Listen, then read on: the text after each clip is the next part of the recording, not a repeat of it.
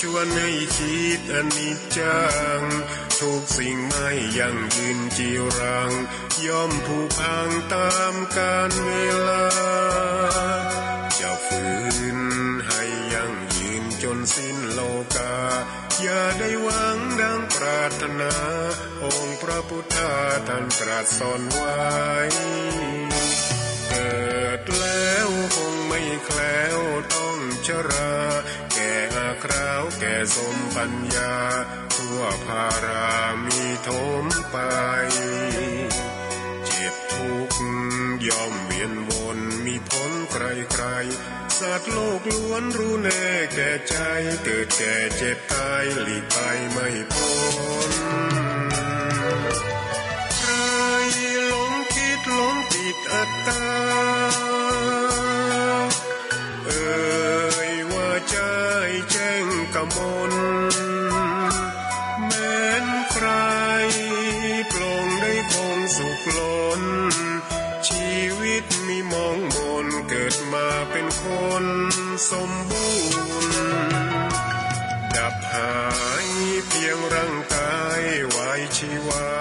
แต่กุศลผลกรรมทำมาย่อมแปลงค่ากลายเป็นทุนส่งผลให้ทุกคนเวียนวนไม่สูญสุขและทุกข์เป็นไปตามทุนที่พวกคุณได้ก่อทำมา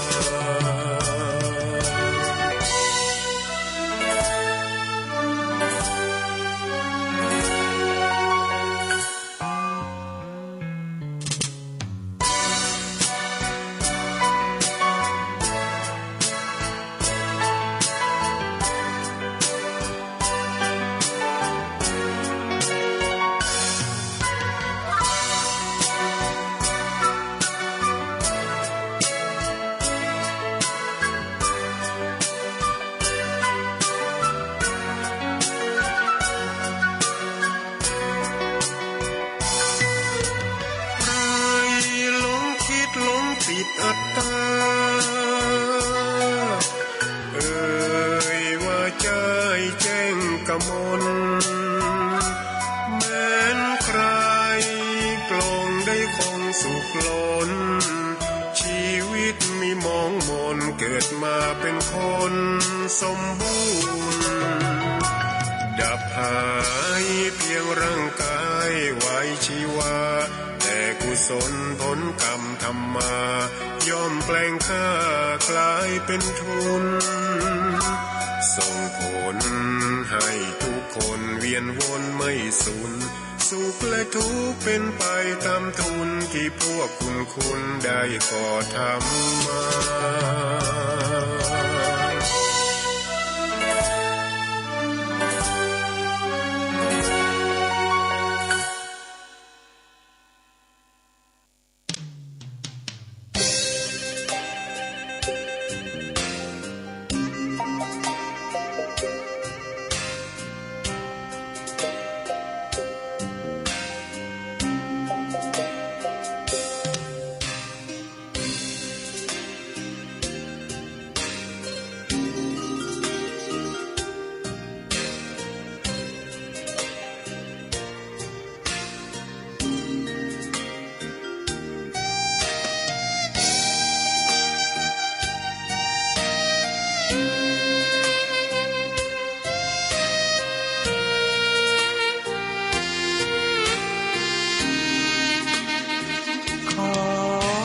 ตำนาน1,300 กว่าปีแม่จามเทวีสร้างพระเจดีย์ที่วัดดอยน้อยพร้อมเจดีย์โค้งอีกองค์เคียงคู่อยู่ดอยสลับก้อนหินใหญ่น้อยร้อยเรียงน่าอัศจรรย์พระธาตุสีทองแงนมองฝูงพึ่งทำรังช่างมีมนต์ขลังพลังศักดิ์สิทธิ์บนนั้นกล่าวคำไหว้สากราบสักการะคนลุกคนชัน สัมผัสถึงสายสัมพันธ์คงเป็นลูกหลานเคยร่วมสร้างบุญวัดดอยน้อยอยู่กลางยอดดอยโรยต่ออำเภอดอยหล่อเขตติดต่อป่าสางลำพูนเดินทางปลอดภัยจากเชียงใหม่หรือสายลำพูนยินดีต้อนรับนักบุญมาร่วมสร้างทานบารมีตีสามตีสี่เปิดสถานีฟังตุลุงยอนักเทศเสียงทองชื่อเสียงดังก้องทั่วฟ้าธานีตัวจริงเสียงจริงวัดดอยน้อยแม่ตามเทวีต้อนรับญาติโยมที่มีจิตศรัทธามาร่วมสร้างบุญ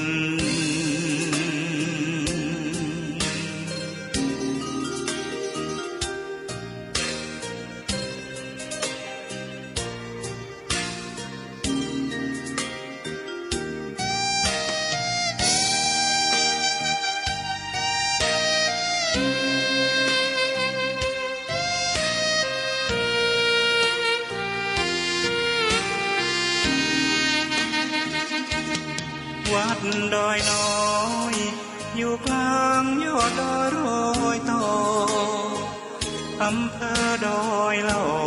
เขตติดต่อป่าสางลำพูนเดินทางปลอดภัยจากเชียงใหม่หรือสายลำพูนยินดีต้อนรับนักบุญมาร่วมสร้างทานบารมีตีสามตีสี่เปิดสถานีฟังตุลุงยอนักเทศเสียงทองชื่อเสียงดังก้องทั่วฟ้าธานีตัวจริงเสียงจริงวัดดอยน้อยแม่ตามเทวีต้อนรับญาติโยมที่มีจิตศรัทธา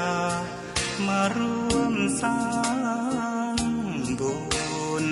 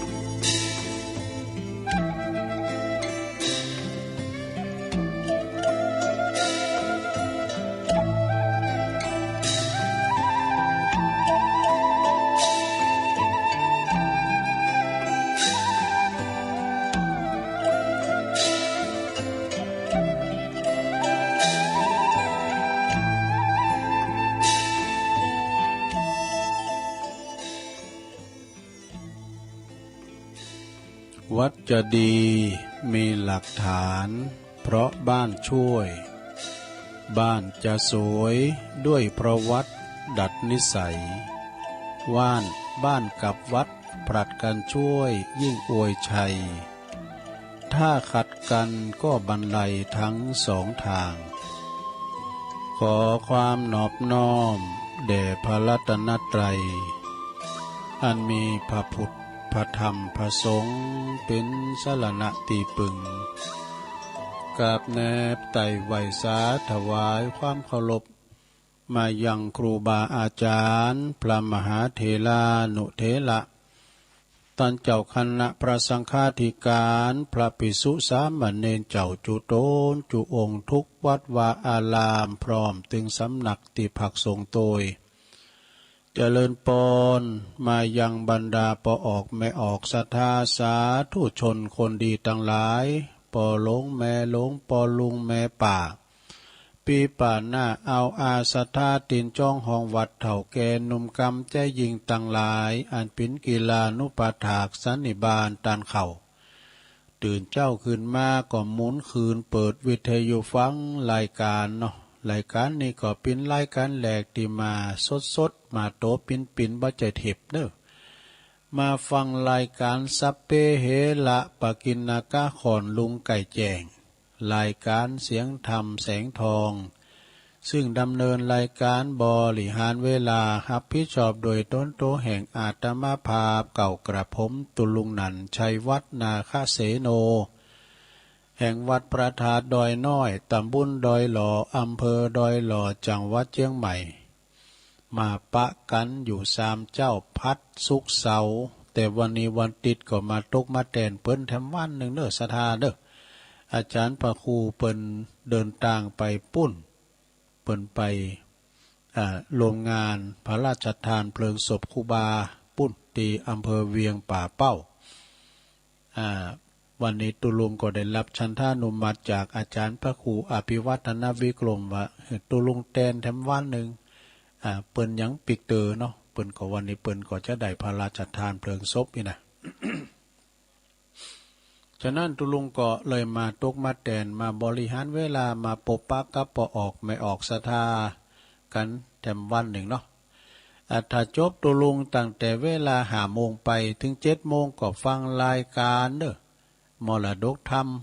ของปื้นบ้านล้านนาเฮาซึ่งบริหารดำเนินรายการโดยเมตตาบารมีธรรมอาจารย์ท่านพระครูบรธรรมานาถอาจารย์เจ้าอาวาสวัดหนองเหียงเด้อเปิ้นก็จะมาต่อตุลุงเนี่ยนะตั้งแต่5 โมงถึง7 โมงไปไหลคืนไปไหนเนี่ยลงเด้อวันนี้เปิ้นก็รออยู่หั่นละนะมาปะกันวันนี้เนาะก่อนที่จะเอ่ยไปตั้งสถานีวิทยุต่างๆนะที่เปิ้นมีบุญต่อโสตประสาทหูเฮาที่ได้ฟังกันถึงบ้านถึงจองตุลุงก็จะได้มาสวดมนต์กันเด้อไหวพระสวดมนต์เปิดความปินสิริปินมังกละปินมงคลกับตนกับตัวกับขอบกับโคกับลูกหลานตันเต่าไปเนื้อไปไต่ไปไก่ไปการได้ก็ตามเนาะไปกับโยธยานพาหนะนะก็ขอเดินทางแก้วขาดปลอดภัยทั้งขาไปและขากลับเด้อ เอาละต่อไปตุลุงจะนำปินเก้าปินโหในโรงเด้อไหวพระก่อนพร้อมกันไปเลยเนาะอะระหังสัมมาสัมพุทโธภะคะวาพุทธังภะคะวันตังอภิวาเทมิสวากขาโตภะคะวะตาธัมโมธัมมังนัมมัสสามิสุปฏิปันโนภะคะวะโตสาวกสังโฆสังฆังนะมามินะโมตัสสะภะคะวะโตอะระหะโตสัมมาสัมพุทธัสสะนะโม นะโมตัสสะภะคะวะโตอะระหะโตสัมมาสัมพุทธัสสะนะโมตัสสะภะคะวะโตอะระหะโตสัมมาสัมพุทธัสสะอิติปิโสภะคะวะอะระหังสัมมาสัมพุทโธวิจาจารณะสัมปันโนสุขโตโลกวิทูอนุตตโลปุริสตัมมาสาลาธิสัทธาเทวมนุสสานังพุทโธภควาติสวากขาโตภควตาธัมโมสันติติโกอากาลิโกเอหิปัสสิโกโอปันนยิโกปัจจตังเวทิตาโปวินโยหิติ สุปฏิปันโนภะคะวะโตสาวกสังโฆอุจจุปฏิปันโนภะคะวะโตสาวกสังโฆยายะปฏิปันโนภะคะวะโตสาวกสังโฆสามิจิปฏิปันโนภะคะวะโตสาวกสังโฆญาติตังจัตตาลิปุริสายุคาเนอัตตาปุริสะปุคลาเอสะปะกวะโตสาวกสังโฆอาหุนายโยปาหุนายโยตากินายโยอัญจาลิกาลานิโยอนุตตลังปุญญาเขตังโลกัสสาติจายันโตโปติยามุเลสักกายานังนันทิวัตโนเอวังตวังวิจัยโยโหหิจัยยสุจัยยมังคะเลอปัลลาจิตตะปันลังเกสีเสปตาวิปุคะเลอภิเสเกสัพพพุทธานังอากาปโตปโมทติสุนักตังสุมังกลังสุปปาตังสุโหติตังสุขันโนสุมุโหโตจะสุยิถังพลัมมาจาลิสุปะทากินังกายกัมมังวาจากัมมังปะทากินังปะทากินังมโนกัมมังปณิทิเตปะทากินาปะทากินานิกัตวานะลาพันตัตเถปะทากิเนสัพพิติโยวิวาจันตุสัพพะโลกโควินาศตุมาเตภวัตวันตัลลายโยสุขีติกายุโกภวะอภิวาทานาสิลิสานิจังวุตาปัจจายโนจัตตารโอธรรมาวัฏันติอายุวันโนสุขังปะลังเอาแล้วเนาะศรัทธาญาติโยมต่างหลายตุลุงก็ปิ้นเก้าปิ้นโหนำสวดมนต์จบลุงไปก็ขอคุณพระติตะไหลรัตนะผ่านแผ่วพระแก้วเจ้าทั้งสามประการจุงด้นบันดาลมาปกป้องคุ้มครองรักษาวัดวาอารามขวงแก้วทั้งสามประสงค์องค์สามบาเนนเจ้าเนาะเปิ้นอยู่กับวัดกับว่าก็ขอมีสง่าราศีงอกงามไพบูรณ์ปิ้นลมโพลมใสของลูกศิษย์ลูกหาศรัทธาญาติโยมเน้อปิ้นเน้อนาบุญศรัทธาญาติโยมได้มาสักการะบูชากราบไหว้ทำบุญสุนต้านตานขันเข่าขันน้ำก็เอวังโหตุมันแน่นอกแน่นใจเนาะหำหิหำไฮไปตานหือปอนั้นแม่นั้นนี่นะเจ้าที่เปิ้นมาตานประกอบปาเปิมปีติยินดีเหมือนอีปออีแม่จะมานางกินโตยหันนะหำไปเนาะแล้วก็ศรัทธาญาติโยมก็เหมือนกันเด้อขอให้มีสุขภาพพลานามัยสมบูรณ์แข็งแรงอยู่กินอยู่ต้านไปใจขอปิ้นกำลังจิตกำลังใจส่งความปรารถนาดีให้กับอีปออีแม่ที่เดินเหินตั้งใดไปไหนมาไหนบ้าใดโดยติดตั้งติดเตงเนาะเอาก็เป็นความที่ว่าหันอกหันใจศรัทธาญาติโยมทั้งหลายลูกเต่าพอก้อยเน้อพอก้อยพ่อแม่ที่เปิ้นนอนติดตั้งติดเตงนะเอาข้าวปลาอาหารโภชนะมายืนมาตอนกอดกึดฮอดอย่ามือเปิ้นเล่งเฮาตัวเล็กตัวน้อยนะอีแม่เขาอีปอเขาก็เอาวิทยุปิ้นกูปิ้นกิ้มฟังนำฟังธรรมมันถึงมีตลอดวันเนาะนับตั้งแต่ตีหนึ่งตีสองมาตูลุงทองซึ่งปิ้นพาปิ้นนั้น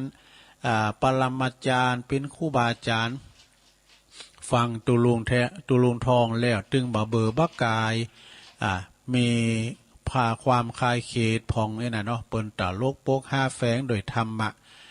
ซึ่งแม่นว่าจะมีกระเสงแต่ไล่วิญญาณ ก็เฮาก็ฟังบะบือบักกายนะเสียงอมตะตุลุงทองนี่เนาะก็ฟังกันไปเป็นกำลังใจกันเนอะพอออกไม่ออกดีเดินเหินไปไหนมาไหนบ้าใดก็เอาวิทยุปิ้นกูปิ้นกีมไปลูกหลานตันเต่าไปเนื้อไปไต่ขี่รถขี่ล่าเนาะกล้าขายไล่ลองก็ขอเดินทางแข็งขาดปลอดภัยไปกาดไปลีก็ระมัดระวังเนอะใส่แมส2 แจ้น3 แจ้นไปนะบัดเดี๋ยวนี้ก็โควิด19ก็ยังมาแห้งอยู่เนอะจะไปประมาทกาดจะไปตกนะอยู่ในก็ขออยู่ระยะห่างจะไปโหไปจู่ไปซ้ำกันลำไปเนาะจะการเอานะด้วยความเป็นโหงด้วยความปรารถนาดีจากตุลุงต่อไปจะไปทางสถานีวิทยุ ที่เปิ้นมีบุญต่อโสตประสาทหูเฮาตั้งหลายนะกันมีเปิ้นเฮาก็ไม่ได้ฟังนะก็สถานีวิทยุในเครือข่ายที่เปิ้นหับสัญญาณรายการธรรมะภาคภาษายองนี่นะช่วงเวลาตั้งแต่ตี3ถึง5 โมงเก่าสถานีดังต่อไปนี่เนอะ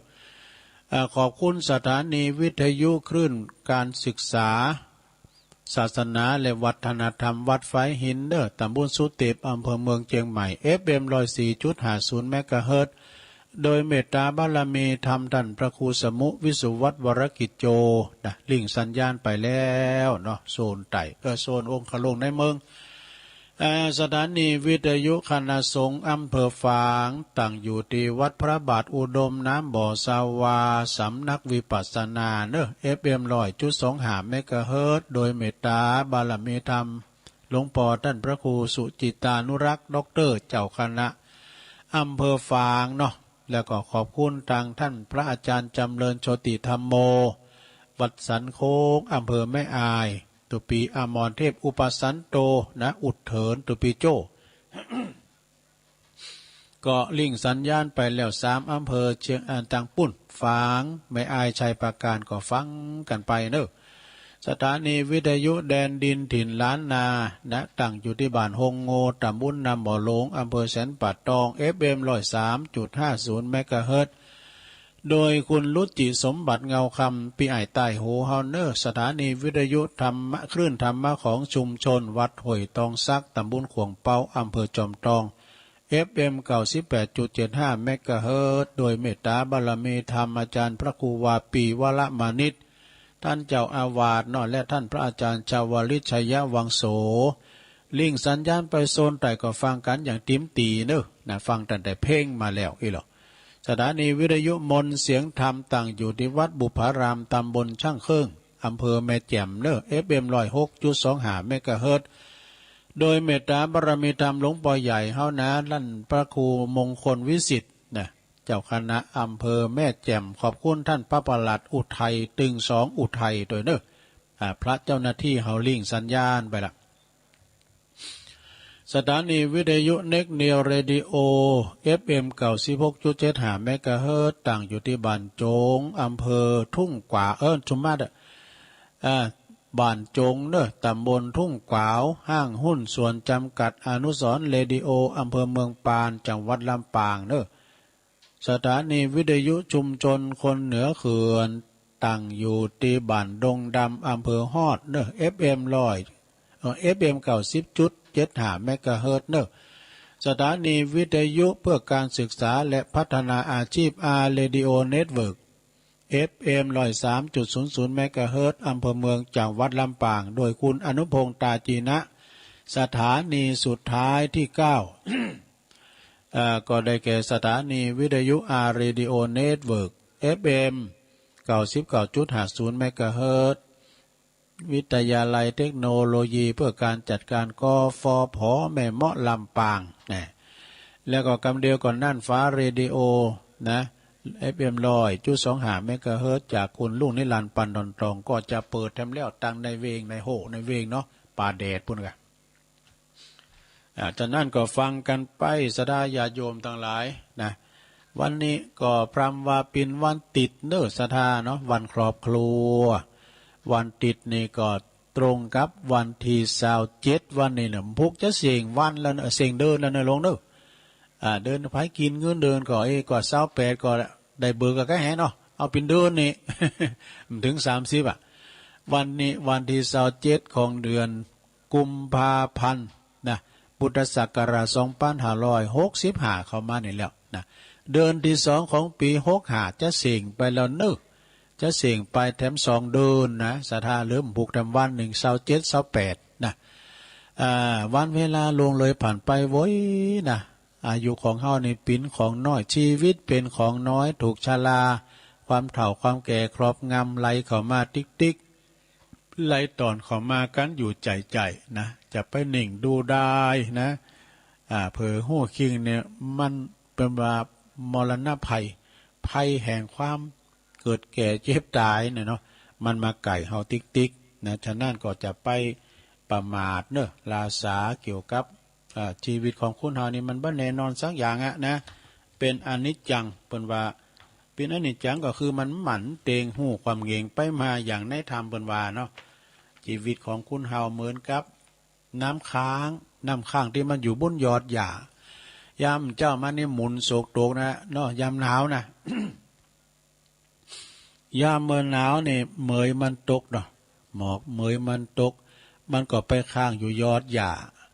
ควายมานี่มันก็ละเหยไป โดนแดดฝัดมันก็แห้งเหิดแห้งไปเหมือนชีวิตของเฮาเนี่ยนะเกิดมาปฐมมาวัย เกิดมาปฐมมาวัยใหญ่หน้ากาบ้านมาสวาหากินมีครอบครัวไปเฒ่าแก่แล้วมันก็มีลูกหลานในที่สุดเฮาก็เข้าสู่การมรณะภัยนะมรณะภัยเนี่ยมันเป็นนั่นมีกันทุกคนเนาะแต่ก็ยังว่านะสดาญาติโยมก็จะไปประมาทเนาะสร้างคุณงามความดีไปอย่างว่าฟังธรรมนี่ไปเนาะสดาเนาะนำธรรมคำสอนขององค์บวรสัมมาสัมพุทธเจ้าไปมีตีนายบ้านอื่นเมืองไกลเปิดก็ไม่เคยมีกันดังล้านหน้าเขาเนี่ยเขาตื่นมาเนี่ยก็โจกดีแต่ตื่นมาตอนเจ้าตอนหนึ่งไปจนถึงปุ่นยามเข้านอนตื่นเช้ามาก็ได้ยินเสียงน้ำเสียงท่ามเพราะว่ามีคุณมาอวยพรหือส่งความสุขความปรารถนาดีหือเนี่ยมีเรื่องราวคำๆมาเล่าให้สู่กันฟังเนี่ยมีธรรมะนี่มีธรรมมาเตดนำเตดธรรมเหมือนแม่เขาอีปอเขาฟังตีคุณที่ปนอนบารับกันมาฟังธรรมตุลุงในเมือนม่นสะกดมาถึงรับโดยปริยายนะเป็นธรรมกล่อมรับขนาดตุลุงเตอยู่แต่ในหิจะรับในเนาะตึกอันนั้นเนาะแล้วก็มีขอคิดมาตักมาเตือนโดยมาจ้าโพปากับพอออกไม่ออกศรัทธานี่มากันโตปิ่นเนี่ยนะมากันแบบสดเลยเนาะมีเพลงบาเก่ามาฟังโดยโอ้ยสมัยย้อนยุคเนาะอีปอปิ้นบ่าวอีแม่ปิ้นสาวเพลงอันนี้ยังโมนอยู่เนาะน่ะเมื่อก่อนเนี่ยปิ้นบ่าวปิ้นสาวเคยเอาเพลงเนี่ยไปประกวดห้องเพลงอยู่น่ะมันก็ย้อนยุคด้วยฟังไปแล้วก็มันโมนอกโมนใจภาคบันเทิงในเพลงภาคบันเทิงในธรรมเนี่ยเนาะฉะนั้นก็ขอทุกคนทุกอย่างอยู่กันอย่างมีความสุขกายสบายใจหือป่นจากภัยหือไกลจากเวรมาดแม่นว่ามุ่งมาดปรารถนาสิ่งหนึ่งสิ่งใดก็ขอสมอนุมัยใฝ่อากนะมีกรรมของเจ้าจีนเรียกว่ากรรมเนาะสถานเนาะ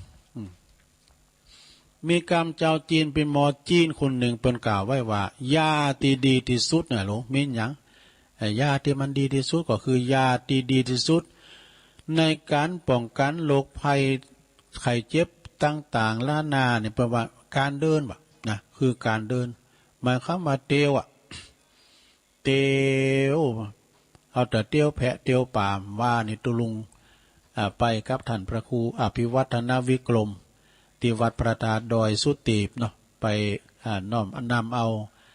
ยอดชัดนะที่จะเฮาจะยกขึ้นสู่พระธาตุเจดีย์สีสองเมืองบุญนะขณะที่รถขึ้นไปบนดอยสุเทพ11 กว่ากิโลนะสดาที่ครูบาได้ขึ้นได้สร้างขึ้นดอยบนดอยสุเทพแล้วตั้งบนดีลาดยางบนนะสดาก็มีคุณใหญ่น้อยใจยิงหันเป็นป้าป้ายมันจะว่าหนักเก่าเปิ้นหกขึ้นดอยญาติโยมนะเป็นการออกกำลังกายการออกกำลังกายระเหยย่อยเหยยังนะตึงยิงตึงใจเปิ้นออกกำลังมีแผ่วฝรั่งบุญนะเ ปีนั้นท้าเขาก็แลนเหมือนกันต้องก็ขี่รถถีบเนอะขี่รถอันชัตเตอร์ลิงเนี่ยนะปุถุปั่นขึ้นไปนะปั่นขึ้นดอยสุเทพโอ้อันนี้เป็นการออกกำลังกายปัญญาที่ดีที่สุดคือการเดินทางออกกำลังกายเนาะยังจะมาโจกดีเต่าสุขภาพเฮาสมบูรณ์แข็งแรงเปิ้นไปได้ไปเปิ้นกินได้กินเปิ้นตานได้ตาน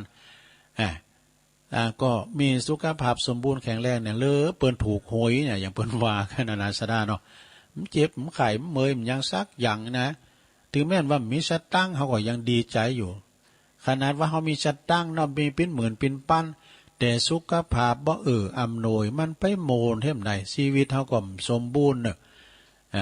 มีคุณเนี่ย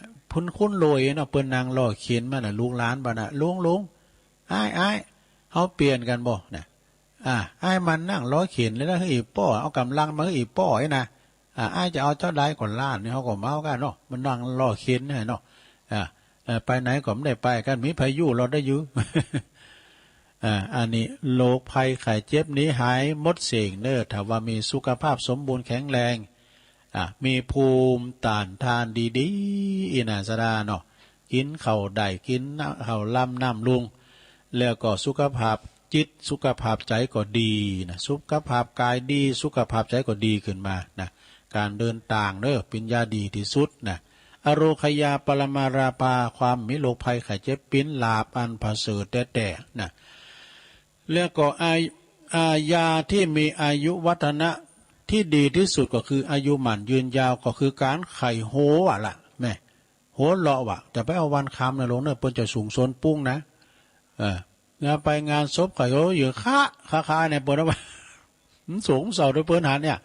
กันไปเปิ้นงานแต่งขึ้นหายโง่อ่ะโธ่อันนี้เกิดลุงจาดกะเนาะฉะนั้นยาอายุวัฒนะที่ดีที่สุดคือการที่ว่าเฮามีอารมณ์ขำขันอยู่ในใจไข่โหเลาะแล้วก็มีทุกโศกมีอันกิเลสมีโทสะนะยิ้มแย้มแจ่มใสมองโลกในแง่ดีเป็นอายุวัฒนะมงคลที่สุดเนอะจะไปเขตคุณเฮาที่มันเขตถึงวันในคุณเฮานี่มันขึ้นนักหรอกนะ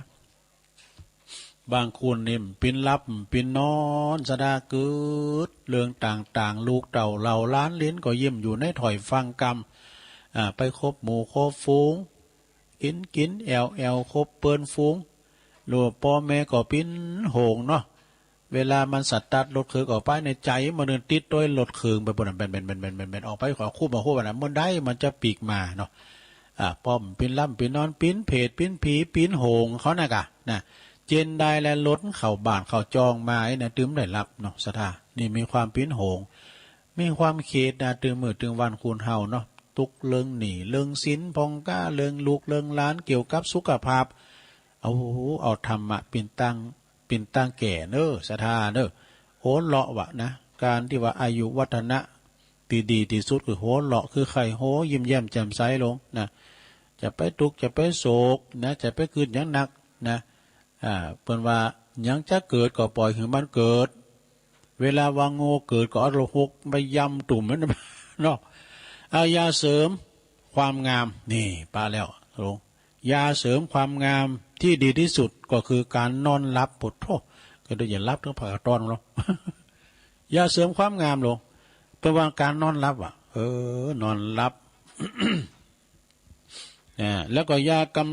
าชูกำลังที่ดีที่สุดก็คือเอาเท้าไปเจน้ำอุ่นว่ะซะนะสมมาเดี๋ยวเอาตีนเขาเนี่ยนะไปเจน้ำอุ่นว่ะนี่ช้ำพองกับว่าไอแล้วก็ขึ้นเอายาหมองไปสมมาเดี๋ยวเนาะไอเราขึ้นเอายาหมองไปตาองค์เขาลงตีนบอกว่าซะนะแล้วมันไม่เก๋ก็อย่างได้นะก็ยาแก่ไอที่ดีสุดเป็นว่าเอายาหมองไปป่ายที่องค์เขาลงตีนพวกน่ะองค์ตีนนะพวกน่ะแล้วมันยังมาหายไออย่างนั้นร้องหัวสักคำเดียวรู้เปิ้นแนะนำให้ฟังนะก็ไปหยางตัวน่ะพลิกเข่าตาน้ำหดตีนมันยังหายมันก็เหน่เหมือนกันเนี่ยไม่เชื่ออย่าลบหลู่นะลงนึกเขาจะดีเตะครับพี่หมดเนาะถ้ายาชูกำลังที่ดีที่สุดก็คือเอาเท้าไปแช่น้ำอุ่นนะน้ำอุ่นนะแล้วก็ยาที่ป้องกันโรคกระเพาะอาหารที่ดีที่สุดคือการคลึงท้องเอามือลูบต้องวะนี่อันนี้ได้ขอคิดมาในโจทย์ว่าตั้งแต่ปี63มาแล้วเนี่ย 4 กันยา 63ของคุณยายจันเรือนใสเปิ้นออกเฟซออกไลน์มาตุลุงก็หันว่ามันเป็นของที่ว่าอู่ใดแล้วก็เอาไปเสนอแนะให้ศรัทธาญาติโยมก็เลยเอามาเล่าสู่จู้กันฟังนะศรัทธาญาติโยมทั้งหลายเอ๋ยตอนนี้ไปนะก็ยังจะมีนิทงนิทานอยู่นะศรัทธามีแผ่วถ้ำบุญนะมีพระธรรมเทศนาการฟังนำฟังธรรมนะสุสังละพะเตปัญญังฟังโดยดีก็ยอมเกิดปัญญาเกิดจากการฟังเนี่ยนะศรัทธาญาติโยมอานิสงส์ของการฟังนำฟังธรรมฟังเทศฟังธรรมมี5 ประการก็ได้แก่ 1ยอมได้ฟังสิ่งที่มันเคยฟังสักตื่อเนี่ยเคยฟังสักตื่อนะเรามาฟังธรรมโอ้ปิ้นอย่างอันด้วยนี่ข้อ2สิ่งได้ที่เราได้ฟังแล้วยอมชัดเจนแจ่มใสแจ้งขึ้นมานะที่เราเข้าใจก็ได้ยินจะได้แจ่มแจ้งขึ้นมา3บรรเทาความสงสัยเสียได้เอาสงสัยสลางสังกามันออกในธรรมดีเป็นอย่างแล้วจะได้เข้าใจสัตว์ขึ้นมา4ทำความเห็นให้ถูกต้องทำความเห็นให้ตรงตรงความหันของเขานะหันว่าจะได้ถูกก็หันว่าทำดีได้ดีทำชั่วได้ชั่วนั่นแหละนะแล้วก็5จิตของท่านผู้ฟังย่อมแจ่มใสเนอศรัทธาเนอจื่นบานหวานใจศรัทธาญาติโยมทั้งหลายกินตานไปเนาะกินตานไปเอาเวลาเฮาหาขดายอาหารใจก็กินต้านไปเนาะเปิ้นทำบุญกันที่หันที่นี่เฮาได้ทำบุญโดยเปิ้นไปวัดวันนี้ได้บริจาคกันเตียซาวเกิดถึงก็มันก็ถึงอุ่นใจเนาะมีตีปึงเรียกว่าสร้างกำลังใจเขาคุณเฮานี่มีเงินทองของใช้ไร่นามากตายแล้วจากทิ้งไว้ให้ลูกหลานเป็นสมบัติติดตัวได้ไม่ชั่วการครั้นวัยปราณขนไปไม่ได้เลยชัดตั้งกูสิ่งกูอย่างเขาของเงินทองสมบัติภาษาทานเฮาบั่นจองหอเฮิรนเลือกสนไรนานี่ฮิหามาได้แต่ลงเฮาก็เอาไปมันได้เวลาเฮารับตาล่าโลกนี่ไปสิ่งที่เป็นเงินเป็นข้ามก็เอาไปมันได้นะสิ่งที่ติดเฮาไปมีขาวกับดำนะลงเด้อมีขาวกับดำบาปกับบุญตามในธรรมนะตุลุมเจ้าหูตุลุงก็ว่าในตามในธรรมนั่นเนาะทำดีได้ดีทำโซได้โซเปิ้นว่านี่ ก็มันก็ถึงเป็นอันแต่เนาะศรัทธาเขาของเงินคำสัมปติเปิ้นมีคำกลอนอันบทหนึ่งบอกว่าอันทรัพย์สินถิ่นฐานทั้งบ้านช่องอีกเงินทองไร่นามหาศาลเป็นสมบัติติดตัวได้ชั่วการจำต้องผ่านจากกันเมื่อวันตายเนี่ยเอาไปไม่ได้สักอย่างส่วนความดีมีใจสัตย์สมบัติแท้ถึงตัวแก่กายดับไม่ลับหายได้สถิตติดแน่นแทนร่างกายชนทั้งหลายเขาสรรเสริญเจริญพร เนาะคุณงามความดีเนี่ยเป็นอนุสรณ์ไว้โชว์ลูกโชว์หลานใจละลึกนึกถึงเนาะนะเป็นเนติแบบอย่างให้กับลูกเต่าเหล่าล้านสมัยพิตาอีปอสมัยพิตาอีแม่เปิ้นไปนอนวัดอีแม่เขาเนี่ยเป็นละอ่อนนะผ้าปุกไปสูงเปิ้นนะเอาเขาความผูกพันติดอกติดใจก็เลยถึงลูกถึงหลานเนี่ยเขาวัดเขาว่านะเหมือนกับที่ลูกหลานเนาะลูกหลานที่เปิ้นเขาวัดที่เปิ้นสวดมนต์ได้พ่อแม่เปิ้นสอนดูเนาะวันนั้นได้ยินน้องเวียก็ที่อยู่ตั้งน้องคลอบเนี่ยเปิ้นโทรมาหาอาจารย์พระครูอภิวัฒนวิกรมเพิ่นว่าไปอยู่ม.2 ม.3 แล้วดูเปิ้นสวดมนต์มาอย่างน้องเฟืองฟ้านี่ลานตาบัดนี่น่ะเปิ้นสวดมนต์มาทั้งหมด4 ขวบดูนะสวดมนต์ได้แล้วก็มีสมาธิเห็นเก่งตัวนะศรัทธาเนาะนั้นของเก่าเปิ้นหือมาตัวละอ่อนมันมาตัวกันนี่นะศรัทธาสมาธิปัญญามันเต่ากันลูกเนาะมันเต่ากันลูกพร้อมกับปึกเขายื้ออย่างตุลุงเนี่ยมันเห็นหนังสือมันเดี๋ยวก่อนที่จะมาอ่านธรรมเนี่ยต้องเลบมาให้รอบ2 รอบก่อนนะตุลุงเนี่ยนะมาอ่านหนังสือจ้านี่มันเป็นอย่างนั้นลูกกับเวลาก่อนนี่แอนยามเอินขืนธรรมะใหม่ๆธรรมะก็เหมือนกันเนอะศรัทธา ปุโธสัตสิ่งที่ดังหันนะมันศักดิ์สิทธิ์นะอุตเหิดแต่เหิดแตนเนี่ยใหม่ๆเนี่ยนะทำแตนธรรมาตนะขึ้นเป็นนางบุญวิหารเนาะขึ้นไปเปิ้นถ้าขึ้นไปเตดเนี่ยเปิ้นกราบไปก่อนเนาะกราบพระพุทธรูปเจ้าหลวงในวิหารแล้วก็กราบแตนธรรมาตแล้วก็มากราบเจ้าอาวาสที่เปิ้นนั่งอยู่ที่แตนสังอ่ะนะแล้วก็ขึ้นไปเนี่ยขึ้นไปแล้วปุโตสตาเหลียวพอตั้งลมในปุโตเปิ้นก็พอกันโซเฮาก็ปุโตแสนนี้ปุโตเฮอแต่นี้นะเตดน้ำเตดทำมันถึงเป็นกุมาไปมันใหม่ดูอันนาใบตนาซะเตืออีดูเนาะฉะนั้นตุลุงก็ต้องเลบหลายเตือเนาะเนี่ยตานาปรมีบุญจะเกิดขึ้นใดเมื่อเฮาหือตาเนศรัทธาญาติโยมทั้งหลายกินต้านไปใจนะเอากระเดียวตุลุงจะว่าทำกันนะลงเด้อ ทำอันนี้มีไหนอ่ะทำวันเกิดของใจเตือนตนเตือนตนของใจลักษณะคุณเถ่าก็เตือนแล้วสังขารธรรมไม่เที่ยงก็เตือนแล้วทำเที่ยงแท้ก็เตือนแล้วทำบรรยายเนี่ยมีลาในสักวันเกินเนอะไม่หลงหล่าวงสายยาเนี่ยซ้ำเตือเปิดเดือตุลุงเตะทำเนมีลาเนี่ยปิ้นทำจัตตาปีเกิดเปินปีเมาปีเถาะกับแม่สีทอนปันวาลีโดยวังสวนกุยนะเปิ่นจังตุลุงติปล่อยวางกันเด้อจะเตะถึงฟังนะเป็นธรรมจัตตาปีเกิดเนาะ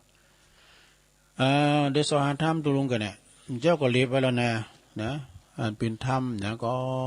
นี่เสนามาขี้กาเสนามาขี้กานี่ก็โมนนะลงเด้อตุลุงก็เคยเตะแล้วรู้ไม่ลงก็เคยฟังเลยย่ะเนาะเสนามาขี้กานี่ มันมีพญาคุณตนหนึ่งนะพญาปิ้นเจ้าเมืองอยู่ภาษาซอยยี่กะหักษาภัยฝ่าประชาลาดวันหนึ่งนี่นะมีอยู่หันวันหนึ่งเนี่ยพญาเจ้าเมืองนี่ใครหู้น้ำจิตน้ำใจของเสนาอามาตย์นักปราชญ์บัณฑิตทั้งหลายที่เปิ้นหอมล้อมเนี่ยเปิ้นจะหักเฮาแต่เปิ้นจะตัวใจเฮาแต่เปิ้นจะสื่อสัตย์จากเฮาแต่น่ะเพื่อไขลองจิตลองใจเสนาอามาตย์ลงเพื่อก็เลยเอาหมาขี้กาเนี่ยมันคุ้มจะคุ้มอย่างดีนะมันคุ้มแหละบทโทษเลยฝ้าทลายโจรกันเนอะมันมีหน่วยซุกมันมาดูเพื่อก็เก็บเอามาแล้วก็เสนาอามาตย์ทั้งหลายก็พอดูนะพอดูแล้วท่านทั้งหลายเนาะแต่ว่าพญาเจ้าเมืองนะเสนาอามาตย์ข้าราชบริวารทั้งหลายพอเนอเฮาได้มาขี้กามานี่นะมาขี้กาเนี่ยตามปกติมันจะคุ้มว่ะแล้วอันนี้นะเฮาจะกินเนี่ยฟังนะกินเนี่ยฟังว่ะกินเนี่ยพอนะข้าใส่ก็มัมโอ้ยหวานเหรอหวานเหมือนน้ำอ้อยน้ำตาลน่ะสู้เขาลองกินเปล่าเนาะหวานนี่นะเพิ่นจะลองใจเขาแต่ตัวตามผ่องให้กันเนาะขนาดเพิ่นกินจะได้เพิ่นคุ้มในใจพุ่นเพิ่นแสดงออกมันหวานเนี่ยแจกไปกินไปปลาโกดว่าเสนาอามาตย์ทั้งหลายก็ว่าหวานเหมือนกันเมื่อวานไม่ไปว่าคุมสักคุณโอ้หวานแท้อย่างท่านพญาวาแท้มันหวานเฮ้ยหวานอย่างกับน้ำอ้อยน้ำตาลนี่ว่าหวานกันหมดว่ะแล้วก็พอดีมีใจหนุ่มคนหนึ่งนะเป็นกหบดีเหมือนกันเป็นนักปราชญ์บัณฑิตที่มีพญาเป็นคุณสื่อตรงนะว่าคุ้มเป็นคุ้มว่าหวานเป็นหวานเปิดก่อนเลยหันมาถามเจ้าหันว่าหวานนะเดี๋ยวเจ้าปอพญาปิ้นเจ้าเปิ้นก็ตอบว่าข้ามอนไทยนี่ไปกินพอแล้วนี่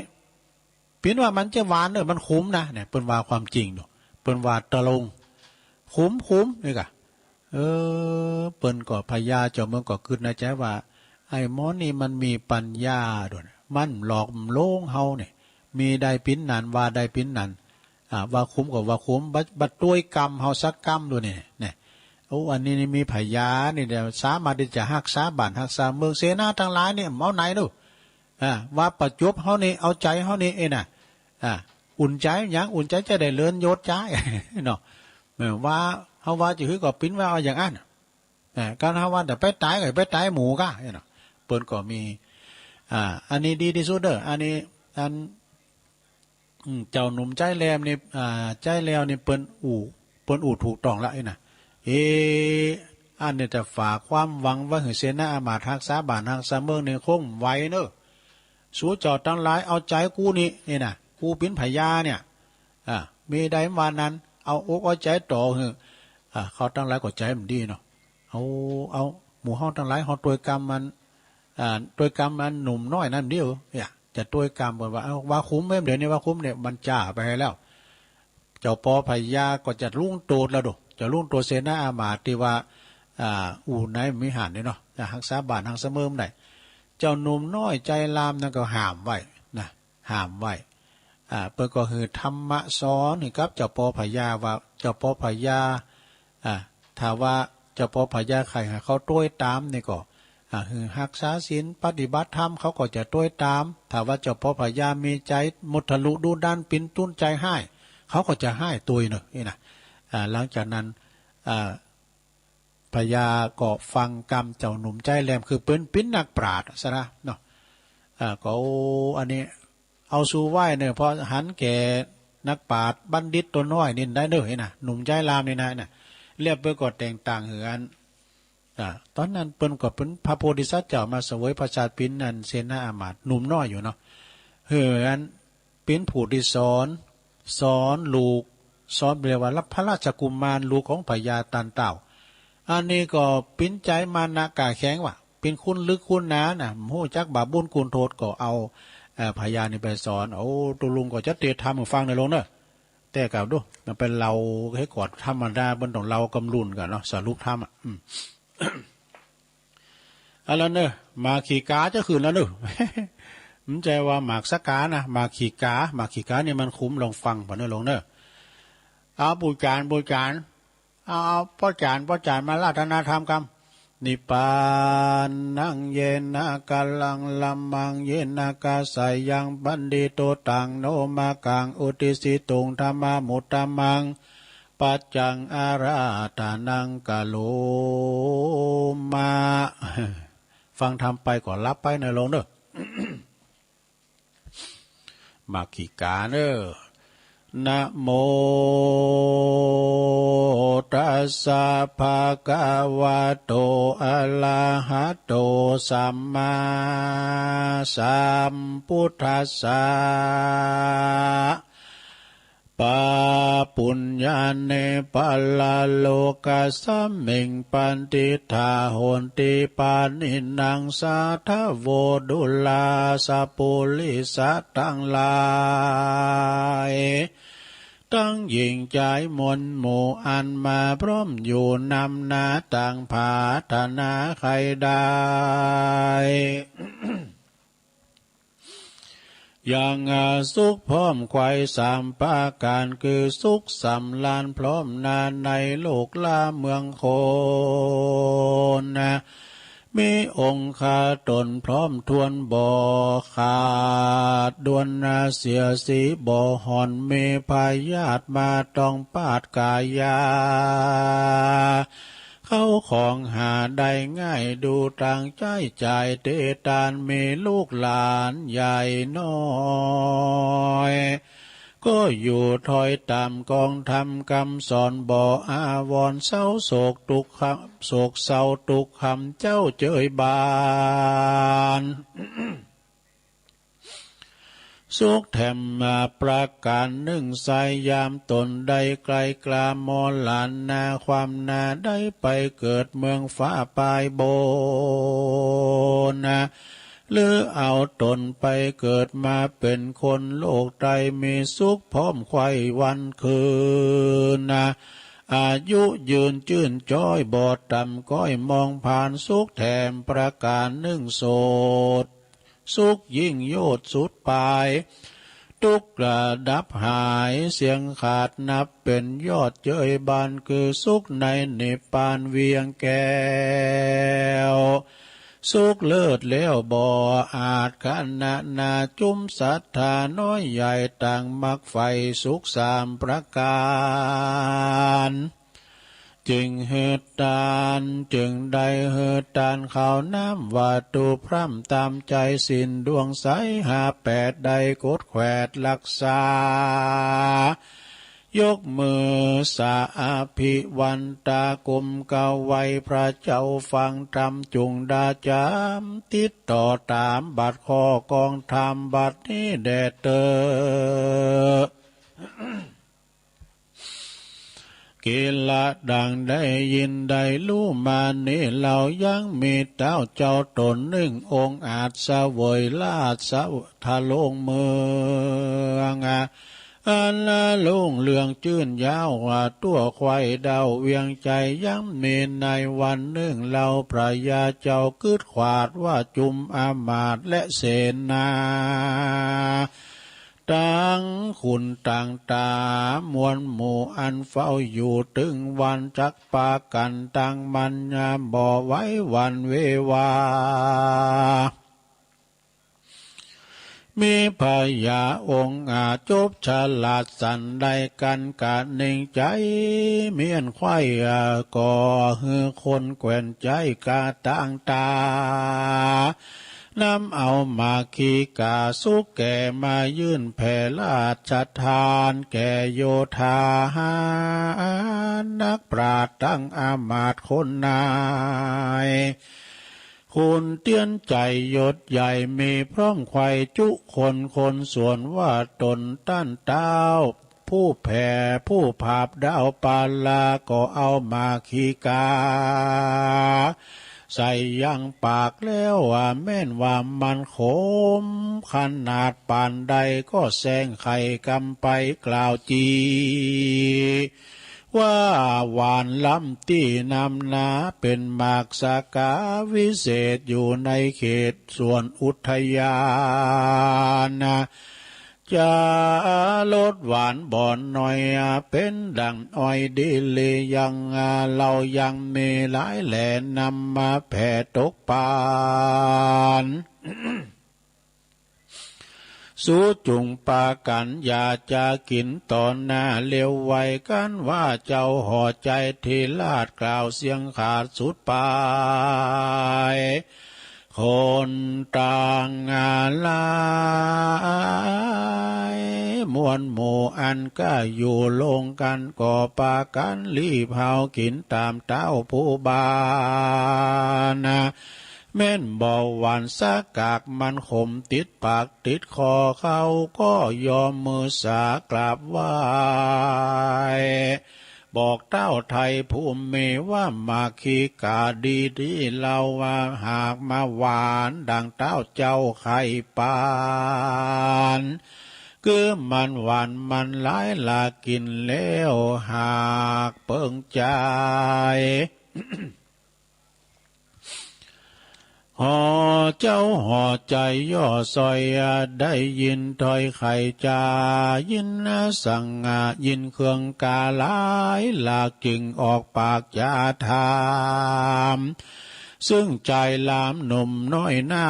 ดอันเป็นภูมิพยาอาจดีลีว่ามาคีกาสุขดีสุกแก่ขมหรือว่าหวานแต่สันใดเจ้าจุงไขกาวเรารู้ตามลายเขาทั้งเขาก็มาถวายกรมเกาวาคาแด่ต้านเต้าผู้บานอันว่ามาคีกาวันนั้นใส่บ่มีแต่ไทยเดิมมาคีกาหนุ่มแก่ย่อมคมแต่ดีลีส่วนอันว่ามาคีกาสุขดีแก่ สุขแก่อ่านต้านเต้าแผ่วางไปคนแก่คนในมวลหมู่อันพร้อมอยู่โลงกาเข้าปากันก้มเก่าไว้เต้าเจ้าภูมิมีว่าหวานดีแต่ใสหวานเสียงควายลอยว่าเต้าไทยภูบานมีบุญสมปานมากกวางใดก่อสร้างเตียนนาเตียมมาจึงฮือมาคีกาสุกแก่อันคมแต่โบราณ กายเป็นหวานลำมาบากตามเขาหากทุนสาเขาอาคานี่นาขอวายบอกเต้าไทยตามนาทำว่าบ่อหวานสักอากรรม บ่วันลำสักกากาที่เตหากคมลายเต้าบุญภายทีลาดซ้ำถามอามาเสนาว่าจุมสูจากกล่าวแก้ว่ามาคีกาวันแต่ดีเลบัดนี้เสนาบอดีหนุ่มเนาได้บอกทุนบอกเล่าตุนสาว่ามาคีกาสุกแก่หากคมแต่เรือใจ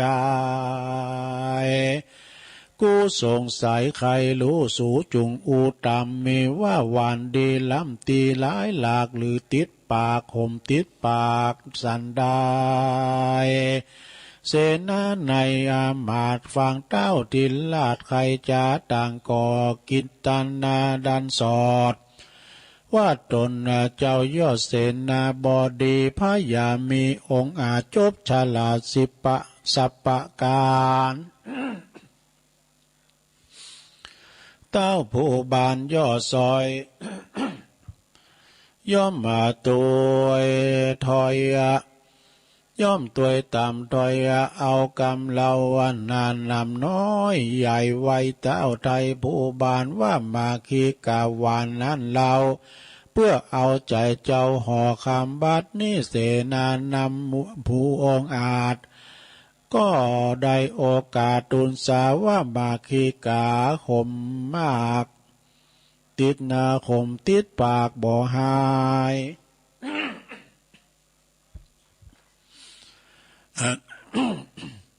เราต่างหลา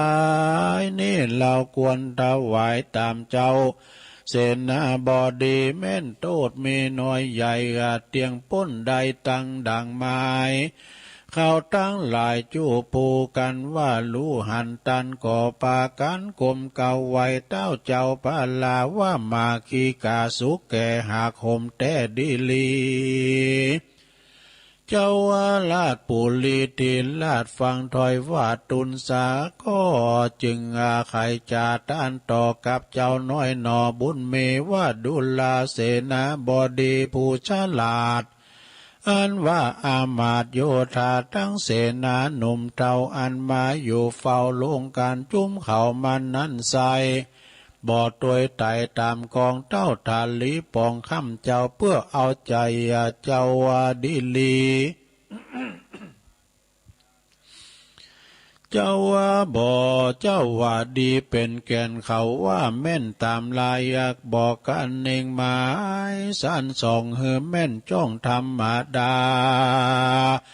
มาขี้กาขมมากลอยเราออกปากว่าหวานเขาก็ตูนสารตอบถอยว่าหวานจื้นจ้อยโดยกามนะมานาพิษกองทำร้ายหลักเรียกว่าเสนามาคีกาเต้าอาสาอยู่เฝ้าเอาใจเต้าเจ้าได้บ่รู้คงควายสร้างสวก่อสร้างงามเฮือเมืองกว้างเลืองไหลกิจจะใดน้อยใหญ่บ่ได้ใจใส่พยาตน บ่ได้ใจพยาตนเต้ากังวลข้ามเจ้าจักเอาใจเล่าเนื้อหัวย้อนว่ากลัวเต้าไตบ่เฮือยศใหญ่ไปลุนเจ้าว่าจุมหมู่คุณดังนี้บ่แม่นที่ธรรมดาบ่อาจรักษาเมืองไว้ได้เฮืออยู่ใดนั่นไปจุมเขาคนในไพ่ไต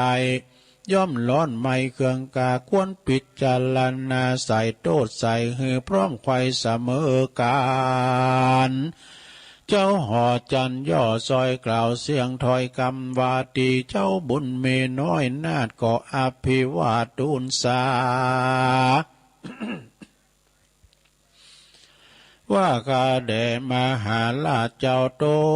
นเป็นเก้าเงาเวียงใจอันว่าเสนาในอามาตย์ดังตั้งนักปราชญ์อาจา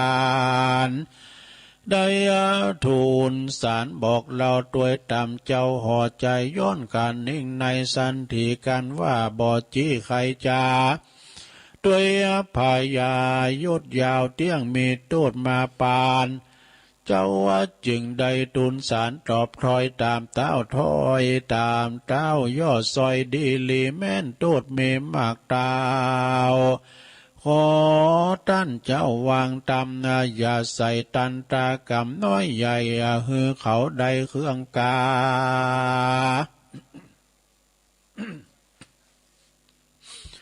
เสนาบดีมาคีการนิสัยหากใจหากยังใจใดดีลีคือกันเจ้าปุลียศใหญ่ปฏิบัติตามใจตามธรรมเสนานำหนุ่มเทาย่อมปฏิบัติตามเจ้าผู้บานกันเจ้าใจหันฮึกหยาบข่มขันนาบลาวียังเจ้าบุลีไผ่ไตหือล้อนไม่เครื่องกาเสนาบดีนินานั้นใสย่อมตัวยไตตามเต้าเจ้าแต่ดีลีน้ำไปต่างดีและลายหากใดง่ายเสมอกันกันเต้าห่อจันการเจ้าห่อจันยศใหญ่ใครฮือไพรไตคนในสำลานใจจุดาวไว้เขตดาวลาดจับทานเนเต้าอย่าใดหนีเว้นจากลบมาจากเส้นกองธรรมเหตุเสนานำหนุ่มมาเทาอามาตย์เก้าหลีปนย่อมเอาตนเจ้าจางเป็นที่เป็นตัวอย่างตาน้ำต่างเอาเจ้าห่อขวางเป็นเว้นแม่นว่าบ่แม่นสันใดเจ้าห่อใจนั้นเราหากเป็นเก้าเจ้าดีลี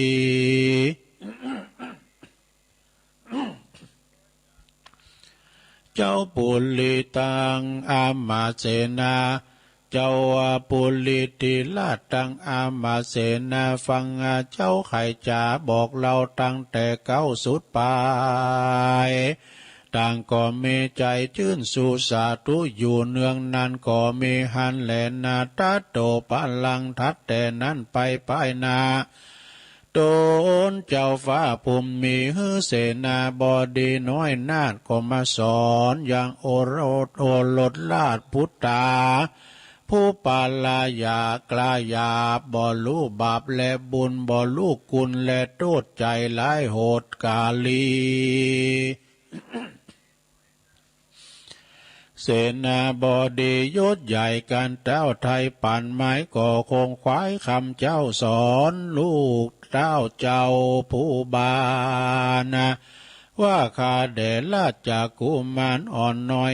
จุงฟังถอยตุนสาอันว่าข้านี้นาจักจ่าเก่าอูเฮใดลู่ตามลายยามเต้าบุญภายธิราชชีวิตขาดเมื่อมอนตนผู้ตอนหนุ่มนี้เราจักได้เป็นเจ้าแทนไปเฮือคนในไพ่น้อยหายต่ำก้อยมองขีสำลันดีจื่นยาวไข่ตูดาวสีมาเป็นพระยาโยศใหญ่จักเฮือไพ่ไตแย่งยำเตจะนำหลายแหล่สลาแผ่อาณาคนลือสาเล่าสาวไข่เขตดาวแดนไกอาบย้อนเจ้าห่อใจยศใหญ่ปฏิบัติไตตามธรรม อันมีคุณนำมากกว้างต้านเก่าอ้างว่าพรหมวิหารมีเมตตาคือมีใจปานไฟหอยรักภัยน้อยยิ่งใจลีปนหลายหนุ่มเท่าอามาตย์เก้าเสมอกันใครคือเขามันใหญ่น้อยอยู่จืนจ้อยเจยบานกะลุนอาหารคนตกยากผ่านการอยากใครเฮอเขาดันป้นจากเครื่องขีมุติตาหันคนเป็นดีหลายหลากเมใจผ่าจม ปาเมใจแผ่จมบานอุเบกขาหันคนสำลานหลายลาเขาของหากมากลายเขาของมากทมมานาก็บ่ผาฐานาใครใดเอามาไว้กับตนหันคนตาลนกันอยากทุกข์ลำบากเครื่องกายย่นกรรมปาลาชาติก่อนมาไล่ตอนตัวตานะเจ้าหอจันยศใหญ่ควรวางใจไว้ตามนาธรรมนากันว่าเจ้าหอคำทิลาดละเว้นขาดพรหมวิหารทั้งสี่ประการนี้ใส่จุมไพ่ไตยิ่งใจ เสนาหลายหนุ่มเท่าอามาตย์9 คนในย่อมเมใจชื่นยาวยอกุลยอกุลยอเต้ากุลดีหลีเป็นพระภูมิเจ้าฟ้าจงรักษาไพ่ฟ้าประชาโบราณจ๋าบอกเล่าตั้งแต่ก่อนเก่าเดิมอ่อนว่าเป็นพระผู้ทอนยศใหญ่ฮือรักไพร่ไตรยาบยิ่งใจกันว่าเป็นนายฮือหักหมู่กันว่าเป็นปู่ฮือหักหลานเป็นอาจารย์นักปราชญ์อย่าได้ขาดปิ้นเตาหันคนเมาก็อย่าไปไกลหันคนใบอย่าจาเป็นโปจกาเป็นคำมาโพจกาแก่บานอย่าขี้ข้านการลวงคนปั่นปวงน้อยใหญ่อันอยู่ไกลแดนตนฮือกังวลอ่วงคองดังปีน้องวงใหญ่ อย่ามีใจพระมาทอย่าเว้นขาดเสียสินอย่าได้ตีกินลูกคอกอย่าได้ออกเสียธรรมแย่งยำพ่อแม่ตั้งเท่าแก่ตานายต้านต่างหลายเหล่านั้นมีคุณใหญ่หรือน้อยเก็บอยู่ในห้อยหัวใจคนผู้ใดใบบอดก็อย่ากึดลอดหันคุณบอกกึดลอดหันคุณปางไปลุนเมื่อซอยย่อมกากาดก้อยมอลานายามกากาดก้อยมอลานาบาปกรรมปาตกทอดลงสู่ยอดอเวจีสาเวยตุขีหลายแหลมปอเว้นแว่คืนวันแหลนาเนติตังขียาสังวันนาวิเศษจาห้องเหตุเสนามาคีกาก็บังโกมสมเรสเด็จแล้วเต่านี้ก่อนแลสาธุสาธุสาธุ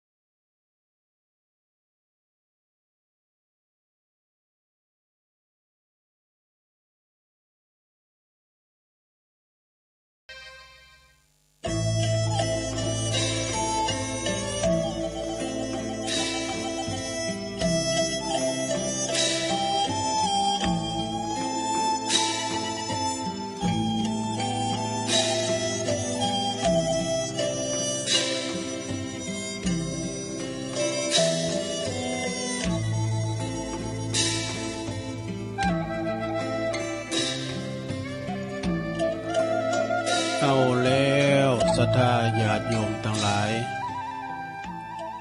ตุลุงก็เตดนำเตดธรรมมรดกธรรมมาขีกาเนาะเสนามาขีกาจบลงไปมันก็เสียงหายไปตุลุงก็พักเบรกจิบน้ำเตียวไปเตียวมายืดสินยืดสายก็มาปักกันน้ำทรงหนึ่งเนอะทรงสองนี่ก็สุดท้ายเนาะมาปบมาปักกันมาตกมาแตนอาจารย์ท่านพระครูอภิวัฒนาวิกรมเปิ้นใดขอบริหารเวลาวันพุกทำเจ้าเนอะสถานเนอะวันพุกวันจันทร์นี่ก็ทำเจ้าหนึ่งท่านพระครูประจนอนทำคืนหนึ่งนะวันนี้ก็อาจจะคำไปเลยทำด้านปิกนี่นะก็ไหวมอบหมายตัวลุงพวกเจ้าทำคืนหนึ่งไปกายกันเถอะเนอะก็จะมาบริหารเวลาไปไข่ฟังก็เปิดลูกมาฟังไปผมฟังก่อนพี่ยังลาไปเนอะไปปิ้นสังก่อนตัวลุงก็มาทำหน้าที่ของตัวลุงไปนะคุณที่เปิ้นจะสอบโมดเปิ้นก็สอบเปิ้นที่เปิ้นฟังเปิ้นก็มีก็ตัวลุงก็ไปตามอัตภาพตัวลุงเนี่ยนะก็ว่าไปตามอัตภาพว่าไปตามตีขุนขว้าหามาอู่มาจ้าบัจว่ามาสั่งมาสอนกันคืนกันอย่างอ่านนี่มันจังโขดจังเกตเหมือนกันตัวลุงก็ขุนขว้ามาก็เอามาอู่มาจ้าอีอ๋อซะท่าหันใจอีปอยเมที่เปิ้นนอนบ่ารับก็ลุกมาฟังกันไปเนาะแก่งอมแก่เงากันไปเนอะสะทาเอ้ยเนาะแล้วก็เมื่อคำบึดก็6 โมงก็ยังจะมาอยู่ก็เปิ้นมอบหมายถวายเวลาถึง2 วันปกติแล้วก็สารธรรมยามคำ18 นาฬิกาไปคือ6:10เนาะจนถึง2 ทุ่มนี่ก็วันเสาร์วันติดก็จะเป็นรายการของอาจารย์พระครูอภิวัฒนาวิกรมนะแต่ก็ยังว่าเพิ่นก็มาเหมือนกันก็ดีตุลุงก็จะได้บริหารดำเนินรายการไปเนาะรับผิดชอบไปตามที่เปิ้นเกิดพอลงเกิดพอที่เปิ้นมอบหมายถวายเวลาสถานีบ่เดี๋ยวนี้เก่าสถานี10 สถานีนี่นะเปิ้นเสียสละเวลาลุกมาเปิดสถานีลิงสัญญาณก็เกี่ยวสัญญาณให้สถาได้ฟังเนี่ยถ้าว่าเปิ้นขายยาขายปุ๋ยนี่จะได้สตังค์เนาะเป็นกาตอบแทนเรียกว่าสปอนเซอร์อันนี้เพิ่นถวายเวลาถ้าว่าเฮามาดำเนินรายการก็เสียได้เวลาเปิ้นต่างใจนะสดานะก่อนนี่สมัย AM นี่เปิ้นจะออกวิทยุนะธรรมะนี่นะรายการหยังต่างๆก็แล้วแต่เด้อเพิ่นจะต้องซื้อเวลานะเวลาเตาอ่านหลายสตางค์อยู่เหมือนกันเด้อนะเฮามาเกิดฮอดก่อนในสมัย AM เนาะเฮาขอฟังเพลงเนาะสถานีแห่งประเทศไทยก้ามสังกาขอฟังเพลงจดหมายไปดู3 วัน 4 วันก็เนี่ยใส่สเต็มไป กันเปิ้นตอบออกอากาศก็ใจดีกันนี่บ่โทเนาะแต่ตัวลูกนี่มันเคยเขียนน่ะเปิ้นชื่อบัตรนั้นนะโอ้ยเปิ้นก็ฮู้จักกันเนี่ยเนาะอันนี้ท่านผู้ฟังจากที่หันที่หนีนะขอฟังเพลงนั้นเพลงนี้น่ะเป็นก่อนนี้เปิ้นก็จัด30 นาทีก็มีรายการเพลงนะ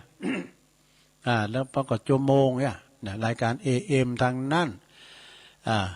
แล้วก็เปิ้นก็ฟังคืนไปไกลเนาะแล้วก็ครูบาอาจารย์ก่อนที่จำได้นะก็มีอาจารย์เจ้าคุณมหาศัพท์ในรายการประทีปทอง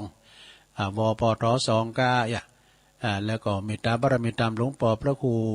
อาทรวิสุทธิคุณหลวงพ่อบุญตันเท่านี้นะอันนี้มึนแล้วเนอะทั้งหมดตุลุงปิดละอ่อนนะคอมว่าอยู่ในวงการเตะออกอากาศนี่นะเปิ้นก็กันได้ไปเปิ้นก็อัดเทปไปนะตังไอแดงวานะ ไอแดงนี่เปิ้นเป็นสารวัตรกำนันอยู่ตั้งบันเวงเนี่ยเปิ้นเคยอยู่หันดูเนาะแล้วก็มีทำลายตุนนะอาจารย์เจ้าคุณพระศรีธรรมานิเทศหรือว่าอาจารย์มหากมลเขาเนี่ยนะเปิ้นได้เตะออกอากาศหลายตุนตัวลุงดีจำได้อาจารย์สุรพลกิตติกาหลวงปู่สุรพลกิตติกาเขาก็นี่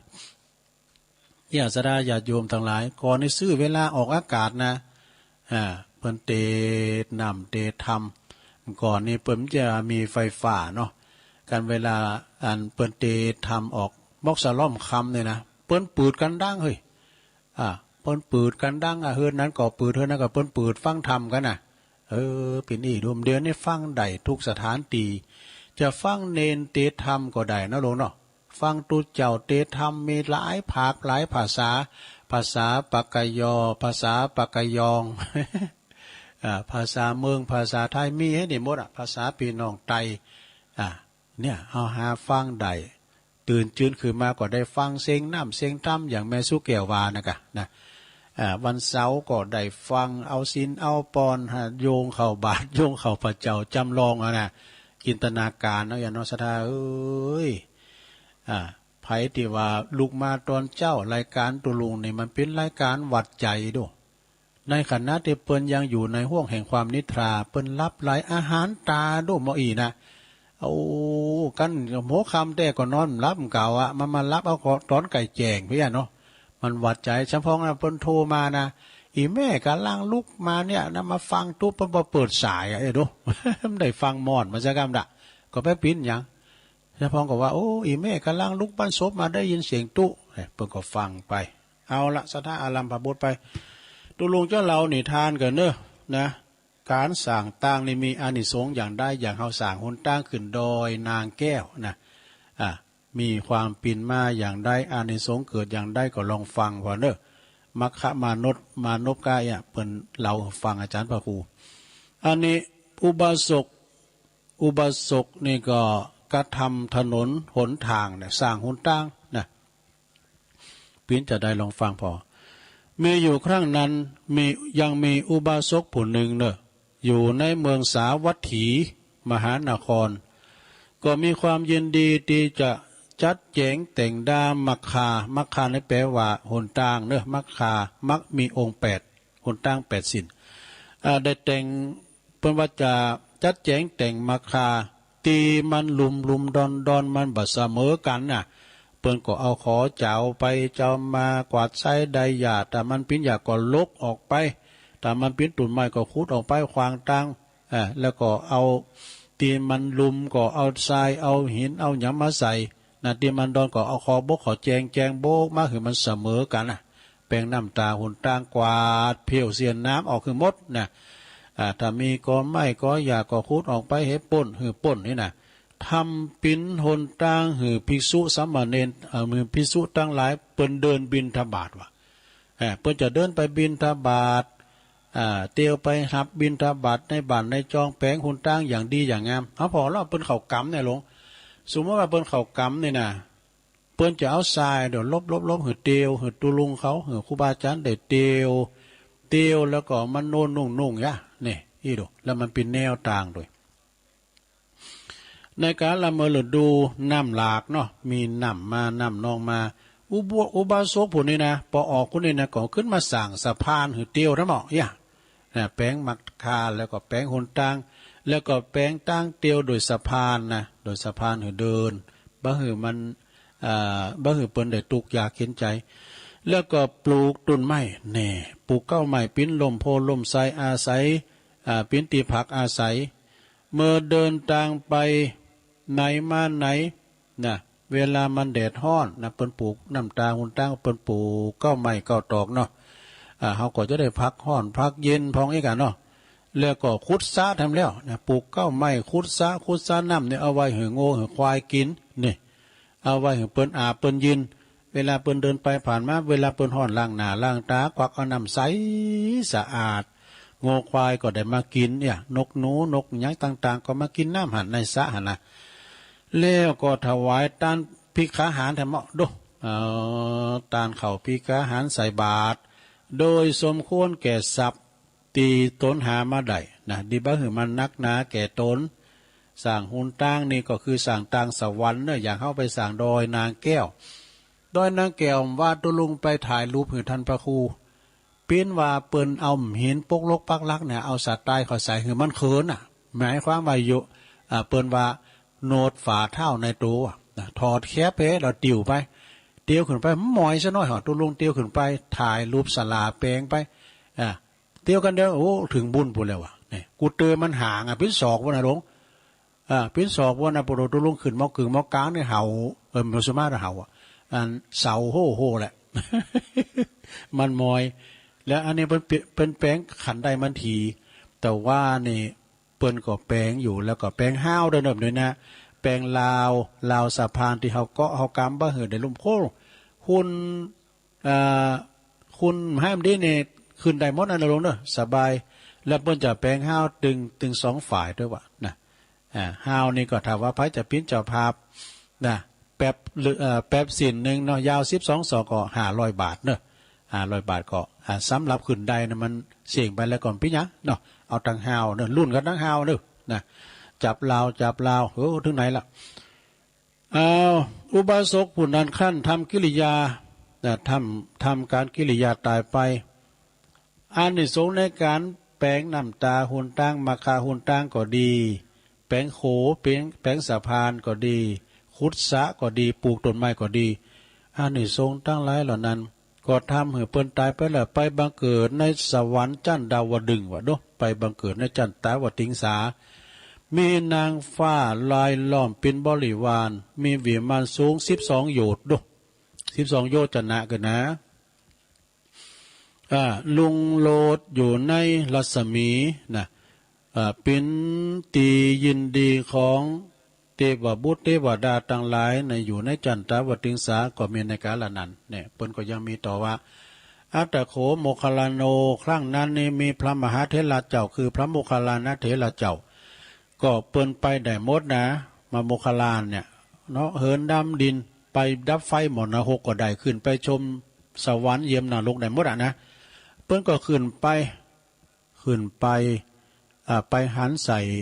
ขึ้นไปสู่สวรรค์เทวโลกนะถึงวิมานนั้นก็จึงถามว่าท่านเทพยบุตรท่านปิ้นจะได้ท่านได้มาบังเกิดที่นี่ได้มาอยู่สวรรค์จันทร์นี่ท่านทำบุญได้สิ่งได้มาจ้าจะมาลุงเลิงนี่นะคือว่าเปิ้นแปลงมีวิมานสูง12 โยชน์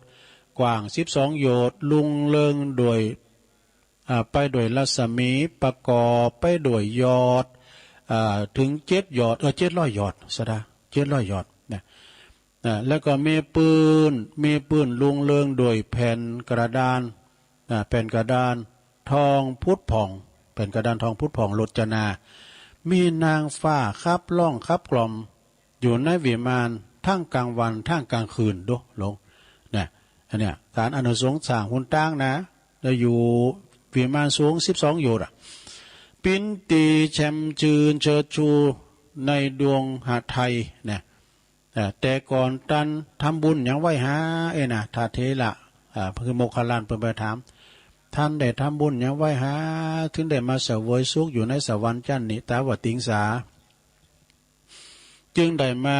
บังเกิดเป็นเทพยบุตรหันสภาวะปานชนีเนี่ยเอาเทพยบุตรนั้นเปิ้นก็ได้ฟังพระโมคคัลลานถามเปิ้นจึงแสดงตนที่ได้กระทำกุศลมาเป็นคาถาเนาะเปิ้นก็แปลว่านะแต่ชาติแล้วปางก่อนยามเมื่อข้าพเจ้าอยู่ในเมืองคุณนั้นนะข้าได้บังเกิดเป็นมนุษย์ในเมืองคุณนั้นข้าเจ้านี่ชอบกระทำสร้างถนนโหนต่างเป็นต่างเตียวต่างไตของหมู่คนต่างหลายหือเปิ้นเตียวใดไปสะดวกว่าพระคุณเจ้าไปบิณฑบาตก็เตียวต่างเนี่ยที่ข้าพเจ้าแปลงเนี่ยนะเนี่ยเดินทางไปไหนมันไหนสะดวกสบายแปลงหุ่นต่างแล้วก็ปลูกต้นไม้ต้นโพต้นไทรแปลงเป็นลมอารามในวัดในวานะปลูกในวัดในวากระทำสะพานโดยสะพานแปลงสะพานข้ามโขเนี่ยสะพานข้ามโขก็มีวะนะเป็นตีบุคคลอาศัยเนี่ยแล้วก็ขุดสระด้วยขุดสระน้ำเอาไว้คือเป็นตีกินตีอาบของสัตว์ตลิสารทั้งหลายมงมีโง่ควายจ้างมามีนกหนูอย่างต่างๆคุณสัญจรไปไหนมาไหนห่อนควักน้ำซอยหนาหนะน้ำใสสะอาดเนาะแล้วก็ได้หืดตาลแก่สมณพราหมณ์อาจารย์ผู้มีศีลเนี่ยข้าพเจ้าได้ก่อสร้างต่างกุศลมาปานจังนี้จึงได้มาบังเกิดขั้นข้าพเจ้าได้ทำลายขันสิ้นชีวิตจึงได้มาบังเกิดนะเป็นเทพยบุตรมีอานุภาพมากดังที่ปรากฏได้หันนะขอพระผู้เป็นเจ้าจง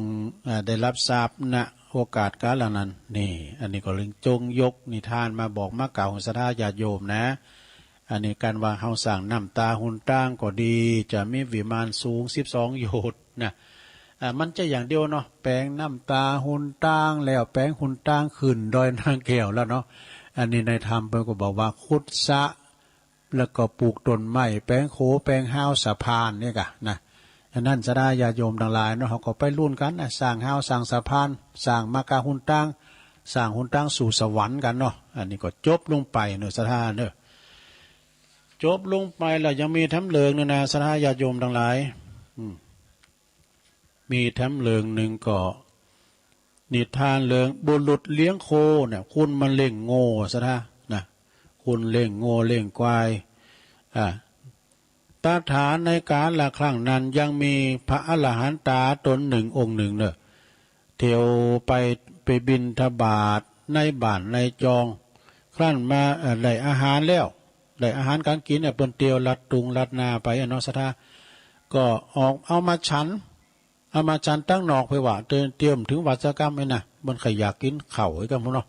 เปิ้นก่อนนั่งฉันที่หันทำกลางตีแจงนะแสงพระอาทิตย์แสงแดดก็แผดเผากินข้ามกลางแสงแดดนี่นะเนาะครั้งนั้นก็ยังมีคุณเล่งโง่คนหนึ่งเนอะหันพระผู้ปิ้นเจ้าเปิ้นนางชั้นเข่าอยู่กลางโรงแจงมีแดดแผดเผาอย่างนั้นแสงแดดก็มาฮ้อนก็มีจิตศรัทธาเนอะมีจิตศรัทธาจึงไปเต็ดเอาไม้กิ่งไม้มาเอามาปักไว้สีด่านนะ ปักไม้มาสีด่านเป็นห่มเป็นเงานะเปิดจะหือพร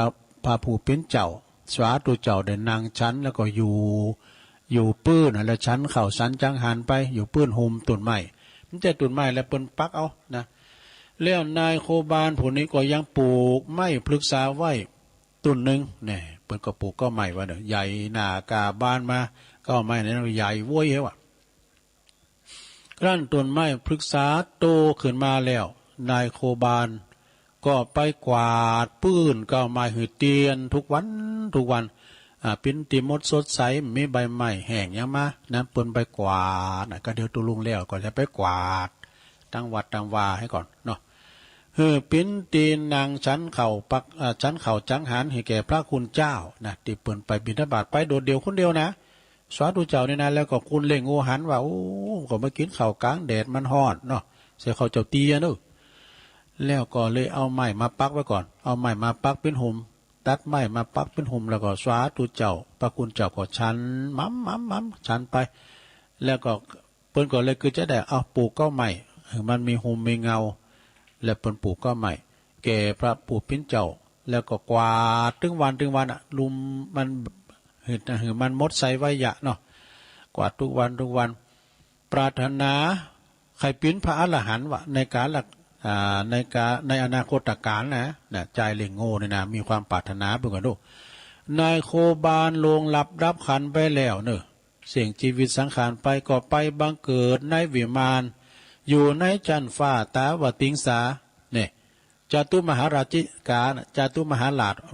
อยู่จันจตุมหาราชกันเนอะมีส่วนอุทยานแล้วก็มีส่วนอุทยานแล้วไปโดยไม่พฤกษาอยู่แถบประตูเมืองเนอะงามตระการไปโดยไม่พฤกษานะก็ไม่มีสีและกลิ่นหอมฟุ้งกระจายไปทั่วกลางวันทั้งกลางวันทั้งกลางคืนวิมานนั้นจึงมีชื่อว่าเสริกะวิมานนะมีนางฟ้าหอมล้อมปินบริวาร500ด้วยเทวบุตรนั้นก็เสวยสมบัติสุขเสวยสมบัติอยู่ในวิมานเงินนะจันจตุมหาราชจนสิ้นอายุ500 ปีดูเทวบุตรในอายุมันยืนยาว500 ปีแล้วก็จุดที่ลงมาท่องเที่ยวเกิดในมนุษยโลกเมืองคุณแล้วก็เกิดมาเป็นในเทวโลกนะก็สามารถนะเปิ่นว่าสามารถจุติปฏิสนธิวิญญาณไปมาท่องเที่ยวอยู่ในวัฏสงสารบางชาติก็มาเกิดเป็นมนุษย์บางชาติก็มาเกิดเป็นเทวดาอีกนะครั้งศาสนาพระพุทธเจ้าของเฮานี่เทพยบุตรองค์นั้นก็ได้มาจุติมาเกิดเป็นมนุษย์เกิดเป็นคุณนะครั้นเจริญวัยญาณากาบ้านขึ้นมาก็มีจิตศรัทธาใครออกบวชในพระพุทธศาสนา ก็เลยบวชชื่อว่าพระขวัมบดีเถระนี่ชื่อเปิ้นนะมาบวชแถมจาดหนึ่งจาดในพระพุทธศาสนาของเฮามีชื่อในธรรมว่าพระขวัมบดีเถระเนี่ยครั้นได้ฟังพระธรรมเทศนาของพระศาสดาแล้วก็ปรุงปัญญาหันพระอริยสัจก็ได้สำเร็จเป็นพระอรหัตผลตัดกิเลสขาดจากสันดานไปนะดังที่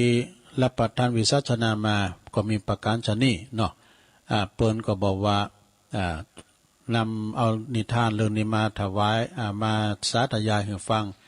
เพื่อจะได้มีจิตใจเลื่อมใสเนื้อสดาเนี่ยปลูกตุนไม้ปลูกก้าวไม้ก็ตอกในวัดว่าอารามตามถนนหนต่างเตียวตีสัญจรก็ดีให้คุณได้พักหุมอาศัยหุมอาศัยเงานะเย็นหูเย็นใจแล้วก็มีความสุขในต่างการด้านนะต่างการด้านปิ้นนิสัยปัจจัยแก่ต่างสวรรค์และต่างนิพพานในอนาคตการเบื้องหน้าโน้นเถิดจบศรัทธา อันนี้ก็นิทานกล่อมเนาะศรัทธาการกึศสร้างห่างแปลง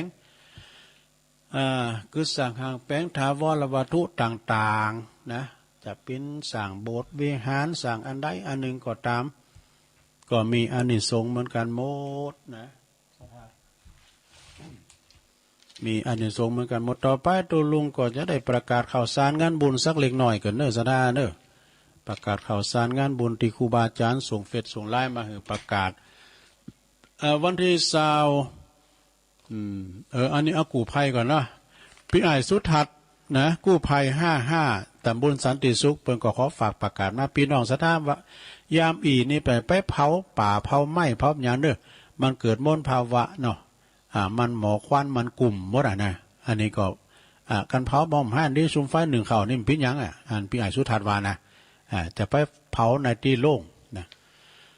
แล้วงานต่อไปศรัทธาญาติโยมต่างหลายก็วันที่14นะ14มีนา13-14มีนานี่ก็65นี่เพิ่นจะทำบุญฉลองตราตั้งเจ้าอาวาสวัดฉางข้าวน้อยเหนือตำบลป่าซางอำเภอป่าซางเนอะแล้วก็เพิ่นจะมีการฉลองพระฐานานุกรมฉลองปริญญาแล้วก็ฉลองตาตั้งเจ้าอาวาสท่านพระใบดิกาไพฑูรย์ขันติทโรตุปีทูลเนอะนี่ต้นตำนานตำรับน้ำพริกตาแดงที่เลืองชื่อของอำเภอป่าซางเนาะพระบดิกานี่เปิ้นไปคุ้นช่วยเหลือสังคมเนอะมีบริวารพระเนนห้อมล้อมนักโทเนนเปิ้นหลายเนอะแล้วก็เปิ้นมีเครื่องเสียงเวลามีการไม่งานก็เอาเครื่องเสียงไปจ่วยเวลาครูบาอาจารย์เนาะได้รับตำแหน่งอันนี้เปิ้นชยานตัวก็เอาผู้ไปจิโอ้เปิ้นช่วยเหลือสังคมนะตัวปีทูลปื้นเงาเก้าห้างก่อนนี่เปิ้นอยู่ท่าชมพูบนเนาะเปิ้นเป็นมีซักเป็นหลานของอาจารย์ดร.สองพลิกดวงนะอาจารย์ดร.สองพลิกดวงจากผู้เปิ้นดังเนี่ยตุลุงเคยไปร่วมงานกับเปิ้นเติงนะเปิ้นยกคูยอคูไปปุดโตไปป้าใส่ดาราเฮ้ยดาราแต่นะบดินดุกนะดาราพระเอกเก่าเปิ้นก็มีการยกคูได้ไปเดียวรากะแอมเดิมได้ไปแล้วก็ไปกินไปทานกันเนี่ยพระจะไปมุติตาจิตปิ้นเจ้าภาพสังก็ดีนะกับตุปีทูลนะก็เป็นเจ้าภาพอาหารเพลกาที่ก็ตามใจเนอะ14มีนา13ตุลุงก็ไปนอนละ5 ถึง 10 เมษายนสราญาติโยมงานออกเมนพระราชทานเพลิงศพหลวงปอท่านพระครูกิติยานพิสิทธิ์ครูบาบุญเกิดกิติยาโน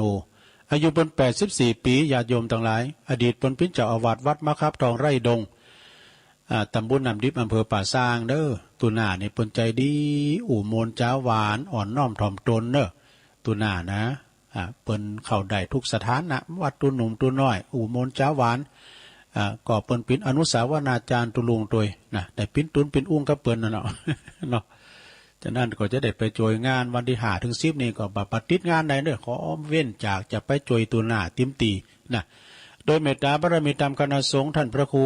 สถิสารคุณเจ้าคณะตำบลน้ำดิบนะก็พร้อมโดยคณะสงฆ์ทุกวัดนะ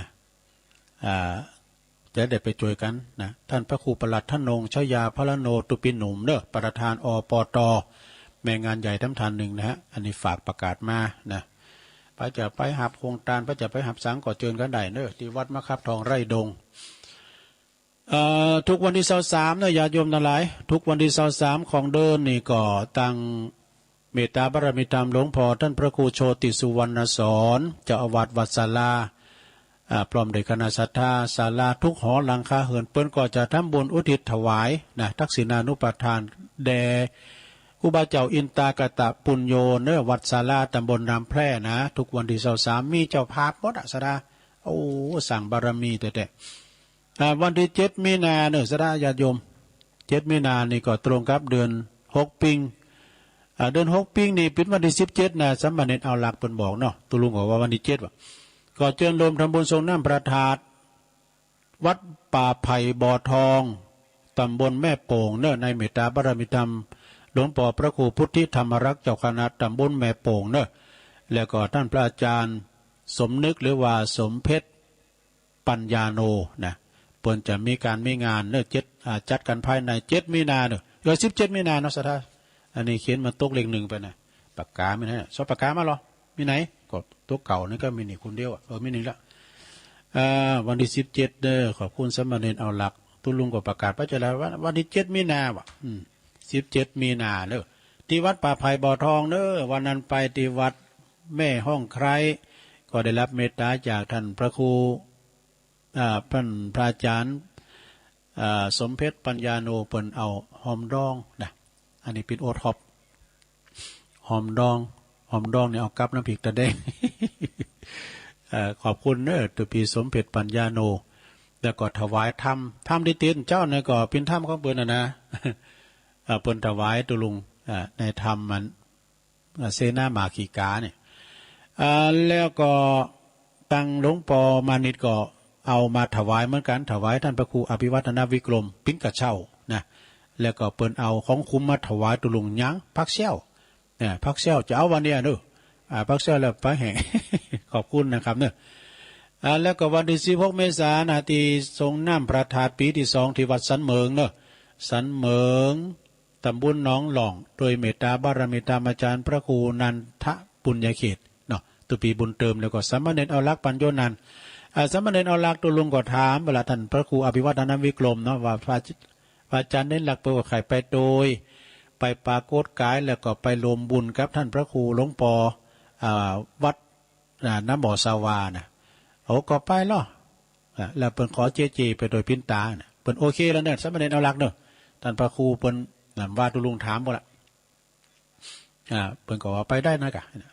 ฉะนั้นก็พี่น้องตั้งเมืองฝางเนี่ยป้าสามเณรเอาลักโดยนึเป็นตัวจะคือว่าตัวจริงเสียงจริงนะเอางานต่อไปแล้ววันนี้ก็มี18 19 20มีนาเด้องานยกยอดชัดแล้วก็สมโพธิเจดีย์ถวายสิ่งก่อสร้างเสนาสนะตีดอยนางแก้วเนาะตาลหุนตั้งกาตาลบันไดตาลหาวหมดสนะจะแห่โคตาลแห่ป่าห่มพระธาตุโขนเข่าติบมัทุปายญาติมีซอฟังวันคำนี่ก่อนนั้นก็ไปเนื้อเป็นจะร้องนะญาโยมทั้งหลายจะมีหัววัดถึง250วัดกันนะดูมีศรัทธาญาโยมทั้งหลายไปรวมทำบุญกันเนอะไปรวมกินต้านกันถ่ายอยกันไปพระจะไปตั้งแต่วันที่15นี่ตุลุงเขาก็ไปนอนแล้วกะแล้วงานตุปีทุนแล้วก็จะไปนอนละนะ14อยู่ที่วัดช้างเขาน้อย15ก็ออกเดินทางตุลุงเกมผ่าปกวันนี้วันนั้นก็เอาไปนอนบุญนะอำเภอบ่อเกลือหนาวในบทนบุญแล้วเอาเต้นไปกะ มันลุมนะมันลุมโอ้ฟังครูเราฟังก็เป็นดีอินดูเนาะหันมันเขียนสีแดงดุมก่อนนะปุตโตคมวนิชเป็นมีเป็นยิงกันตายทหารเป็นไปแปลงคงเฮนที่ปลายด้อยแล้วก็ทหารก่อตายพวกไล่ก่อตายมันขึ้นมาเนี่ยครูเขาไปนอนเนี่ยฟังเป็นโซนอันเนี่ยเป็นซุปเกือบนะดังกรุบระบุตรโทเป็นโซนสนามกันเนาะเตียวแวทงเฮนว่ะอันนี้ครูอู่ฟังนะตัวลุงก่อมประสบก็ได้วันนั้นไปขึ้นรับดีว่ะไปลืมเด้อ18 19 20มีนาเด้อที่ดอยนางแก้วปาการเด้อปาการภายไข่หันตัวจริงเสียงจริงของจังซอแม่ครูแสงเอ่ยก็ถ้าจะไปอยู่กันเนาะที่เปิ้นซอน่ะ แล้วก็งานพระราชทานเพลิงศพนะเดี๋ยววันที่16 ถึง 21เนี่ยมีนาเหมือนกันเนี่ยงานพระราชทานเพลิงศพปอยล่อนะในเมตตาบารมีธรรมหลวงปู่ท่านพระครูวรวัตรวิบูลย์ครูบาบุญกตปุญโญเนี่ยอดีตเจ้าวัดหนองหอยเนี่ยเปิ้นก็ได้ละสังขารไปหลายเป็นมื้อนะแล้วก็เปิ้นจะลากพระศาสตร์วันที่16 21ก็เป็นวันพระราชทานเพลิงศพเนาะโดยคณะศิษย์ลูกศิษย์ลูกหาศรัทธาญาติโยมบ้านน้องหอยวัดน้องหอยตำบลป่าสร้างอำเภอป่าสร้างโดยมีตุปิเวศเนี่ยพระอธิการนิเวศตุปิเวศนี่ก็เป็นศิษย์กตัญญูแล้วก็ตั้งปินานเช่าปจานมัคคนายกแล้วก็ตั้งปินานแดงปินานแดงเปิ้นก็เป็นวิยาวัจกรวัดเนาะก็ไปกินไปต่างกันเด้อปล่อยล่อเอางานต่อไปก็เจิญรวมทำบุญหล่อเลนเนาะรอพระเจ้าตั้นใจสมปรารถนาประสิทธิมงคลแล้วก็ตอดผ่าป่าสามัคคีมหากุศลด้วยเปิ้นจะเอามาสมทบทุนในการสร้างงานซุ้มประตูวัดหน้าที่วัดสันห้างตำบลบ้านหลวงอำเภอแม่อายเนอะในระหว่างวันที่19แล้วก็วันที่20คือเสาร์ติดของเดือนมีนาเนอะพิธีการเริ่มบวงสรวงกันก็เวลา9 โมงเนอะ9 โมงแล้วก็การทำพิธีนั้นก็ตลอดวันนะท่านพระอาจารย์อำนาจอัคคปัญโยตุปีจารน้อยพิธาจารย์ได้ฝากประกาศมาเนอะก็ไปกินไปต่างกันเนอะพี่น้องตังสันห้างนะอำเภอแม่อายเนาะไปอันเกณฑ์แผ่นดวงมงคลไปอย่างต่างๆไปลมกินลมตาลกันเนอะไปจะไปเป็นเจ้าภาพไปเปิดโรงทานก็เชิญกันได้นะเอางานต่อไปศรัทธาญาติโยมวัดใหม่เนอะวัดใหม่พัฒนานะ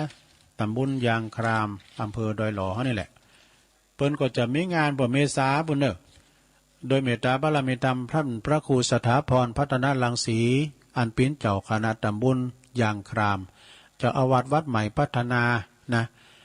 เปิ้นก็จะมีงานวันที่15 เมษาเป็นวันพยาวันเปิ้นจะมีการอบรมสมโภชเนอะพระธาตุเปิ้นสร้างมาก็50 ปีของการต่างวัดนะวันที่17 เมษาก็จะมีการยกยอดชัดบรรจุหัวใจพระธาตุกันต่อไปณที่วัดใหม่พัฒนาเนอะศรัทธาเนอะตุลุงก็เคยไปช่วยเปิ้นอันนี้เปิ้นก็ขอนิมนต์ไปด้วยตุลุงก็อย่าไปอยู่กะเนาะโดยเมตตาบารมีธรรมอาจารย์พระครูสถาพรพัฒนารังสีพระเจ้าไปพินเจ้าภาพยังอันใดอันหนึ่งก็ดีก็ไปติดต่อได้เนอะติดต่อได้ที่เบอร์โทรท่านพระครูก็ได้นะ0830564519 เนาะท่านพระครูสถาพรพัฒนารังสีทำงานหนึ่งก็ไปลืมเนอะ2-3 มีนาแล้วก็4-5 มีนา65งานประชุมเพลิงศพท่านพระครูวินัยธรธีรพลสันตจิตโตซึ่งเป็นอดีตเจ้าอาวาสนะวัดตาการอำเภอสันป่าตองประสงค์พิธีจำนวน60 รูปนะวันที่3เนี่ยเป็นจะลากพระศาสตร์สู่สนามโรงเรียนทาการวันที่6นะวันที่6ก็เป็นวันประชุมเพลิงศพนะกันต่อไปเนาะในวันที่2กันเนาะวันที่2ที่3เนี่ยท่านพระครูอภิวัฒนวิกรมเพิ่นจะไปเทศน์นะแล้วก็มีทำงานหนึ่งศรัทธาญาติโยมนะงานวัดสันไก่แจ่ก็สันไก่แจ่นี่เพิ่นอยู่ตั้งจอมต้องประตังครูบา3นี่นะโดยคณะตระกูลกิ่วแก้วคุณเชิดพงษ์แล้วก็คุณแม่จันฟองกิ่วแก้วเพิ่นไปสร้างถาดแล้ววันที่2นี่เพิ่นจะมีการบรรจุองค์ประถาดเนอะที่วัดสันไก่แจ้อำเภอจอมทองนะก็เลยประกาศให้ศรัทธาได้ฟังแล้วก็วัดพระธาตุดอยหล่อนี่โดยเมตตาบารมีธรรมอาจารย์ท่านพระอธิการจิตอนาลโยตุปีเอเฮานี่นะพร้อมด้วยคณะศรัทธาเพิ่น2 หมู่บ้านเนาะเพิ่นจะมีการทำบุญทักษิณาทำบุญตานสายตันแตนอุทิศถวายให้แก่ครูบาอาจารย์ที่เพิ่นได้เกิดสร้างห่างแปลงเพราะว่าเพิ่นจะจะลื้อหอถ้ำนะคือว่าหอถ้ำนี่เพิ่นเก่าแก่นะแกละเพิ่นก็จะลื้อนะฉะนั้นก็วันที่3 มีนาเนอะจะมีการตั้งสายตันแตนนะประสงค์ เก่ารูปจะได้ไปสวดถอนหอส่งน้ำกันต่อไปที่วัดพระธาตุดอยหล่อเนอะวัดพระธาตุดอยหล่อเอางานต่อไปก็สดาญาติโยมนะวัดป่าสร้างหน่อยตำบลบ้านแป่นอำเภอเมืองจังหวัดลำพูนเปิ้นจะมีงานสละสลงทรงน้ำอธิษฐานของครูบาสุขครูบาบวรสุขบดนะอดีตเปิ้นเป็นเจ้าคณะตำบลบ้านแป่นเนาะวัดอดีตเจ้าวัดป่าสร้างหน่อยในวันที่4เนอะ4มีนานะสดา4มีนานี่เปิ้นก็จะมีการทรงน้ำพระธาตุด้วยแล้วก็จะได้ถวายต้านหอทรงน้ำตัวนะจัดกันภายในก็มีแม่ดีสุวรรณล้อมฝากประกาศแม่ดีฟังอยู่เหรอแม่ดีเขาแม่ต่อมเขาแม่โยงเขาเนี่ยปีวันเขาไอ้บุญยังเขาเนี่ยรู้ตนับเพื่อก็ฟังกันหลายเนอะป่าสร้างหน่อยป่าสร้างหลง ป่าสร้างอีดาขินป่าสร้างงามป่าสร้างหลายป่าสร้างนะตำบลทำงานหนึ่งสุดท้ายจะไปลืมเนอะวันที่22-23มีนาคม65งานทำบุญอายุวัฒนมงคลในเมตตาบารมีธรรมหลวงพ่อท่านพระครูสุจิตานุรักษ์ด็อกเตอร์เจ้าคณะอำเภอฝางเนอะณที่วัดพระบาทอุดมนำบ่อสาวาสำนักวิปัสสนานะเพิ่นจะมีงานแล้วก็หลวงพ่อได้จะร้องเจริญอายุมา69ครบวันที่22เนอะถ้าวันที่23ก็จะเข้าสู่70แล้ว เนาะก็ไปลมมุติตาจิตเนอศรัทธาไปจะไปหับสังก็ดีถ้าเป็นสังชุดใหญ่ก็2,000 บาทชัดสังชุดรองมาก่อน 1,000 บาทไปหับโตจีนเนอะถวายพระสังฆเจ้าถวายเพลก็ชุดละโต๊ะละ 1,000 บาทเนาะติดต่อสอบถามไหลเนอะก็เพิ่นจะมีการทำบุญทักษิณาในวันที่22เนอะคณะพระจัดรายการตั้งอากาศเนาะโดยการนำของท่านพระครูอภิวัฒนวิกรมนะเปิดก็จะนำทีมไปพระเนนรักก็จะไปเนอะพระครูสุเมธก็ไปหมดพระครูสาธิตสารคุณพระครูสมหวังเขาหลายไปกันหมดพระครูวรธรรมอำนาจเขาเนี่ยนะเขาไปเมืองฝางเอาไก่หรือเวียงป่าเป่าแค่เนาะขามดอยโทไปก็เดียวถึงอันนี้นะเมืองฝางก่อนในวันที่22ก็จะได้มีการแสดงธรรมโดยเมตตาบารมีธรรมอาจารย์พระครูอภิวัฒนวิกรมนะเพิ่นจะได้เตะน้ำเตะธรรมเนอะตัวลุงเขาจะไปนอนคืนหนึ่งนะวัน23ก็เป็นวันสืบชะตาหลวงปู่โดยเนอะยกยอดชัดเจดีย์โดยนะก็มีด้วยประการฉนี้เนาะจบรายงานข่าวสารงานบุญนิยมเนี่ยวันนี้ตัวลุงได้เปิดสายนะเพราะว่ามือถือตัวลุงมีปัญหาเนาะอย่างเปิดได้เตอนะแล้วพวกเจ้าตัวลุงมาทำวันหนึ่งเนอะแอมเจ้าในวันจันทร์เนอะแม่จงดีทำได้อ่านเด้อก็เอาไว้วันใหม่เนอะแม่จงดีเปิ้นก็เขียนมาแล้วก็หลายทันโดยได้ประกาศที่เปิ้นมีน้ำจิตน้ำใจมีน้ำจิตน้ำใจในการที่ว่าสร้างบันไดสร้างหุ่นตั้งเนาะสร้างหุ่นตั้งขึ้นสู่ดอยนางแก้วนะก็มากันเลยเนอะบัญชีก็มีตีแม่จงดีหันแล้วก็หลายทันนะวันนี้อุพิษผัดประกันได้ก็สุมาอาภัยกับพี่น้องศรัทธาญาติโยมทั้งหลายด้วยเนอะอุพิษถูไปก็ดีก็ขอสุมากับศรัทธาญาติโยมพวกเจ้าค่อยมาปะกันใหม่เนอะอยู่ดีมีสุขเหมือนกันจุคนจุตันก็เดียวกับฟังท่านพระครูวรธรรมานาถเจ้าวัดสันเมืองเปิ้นก็จะมาต่อรายการจากตุลุง5 โมงถึง7 โมงเลยทีเดียวนะนำรายการจากราชสตากันไปก่อนเนิ่มผู้ปักกันใหม่โชคดีมีใจเหมือนกันจุคนจุตันจัตตารโอธรรมาวัฏันติอายุวันโนสุขังปะลัง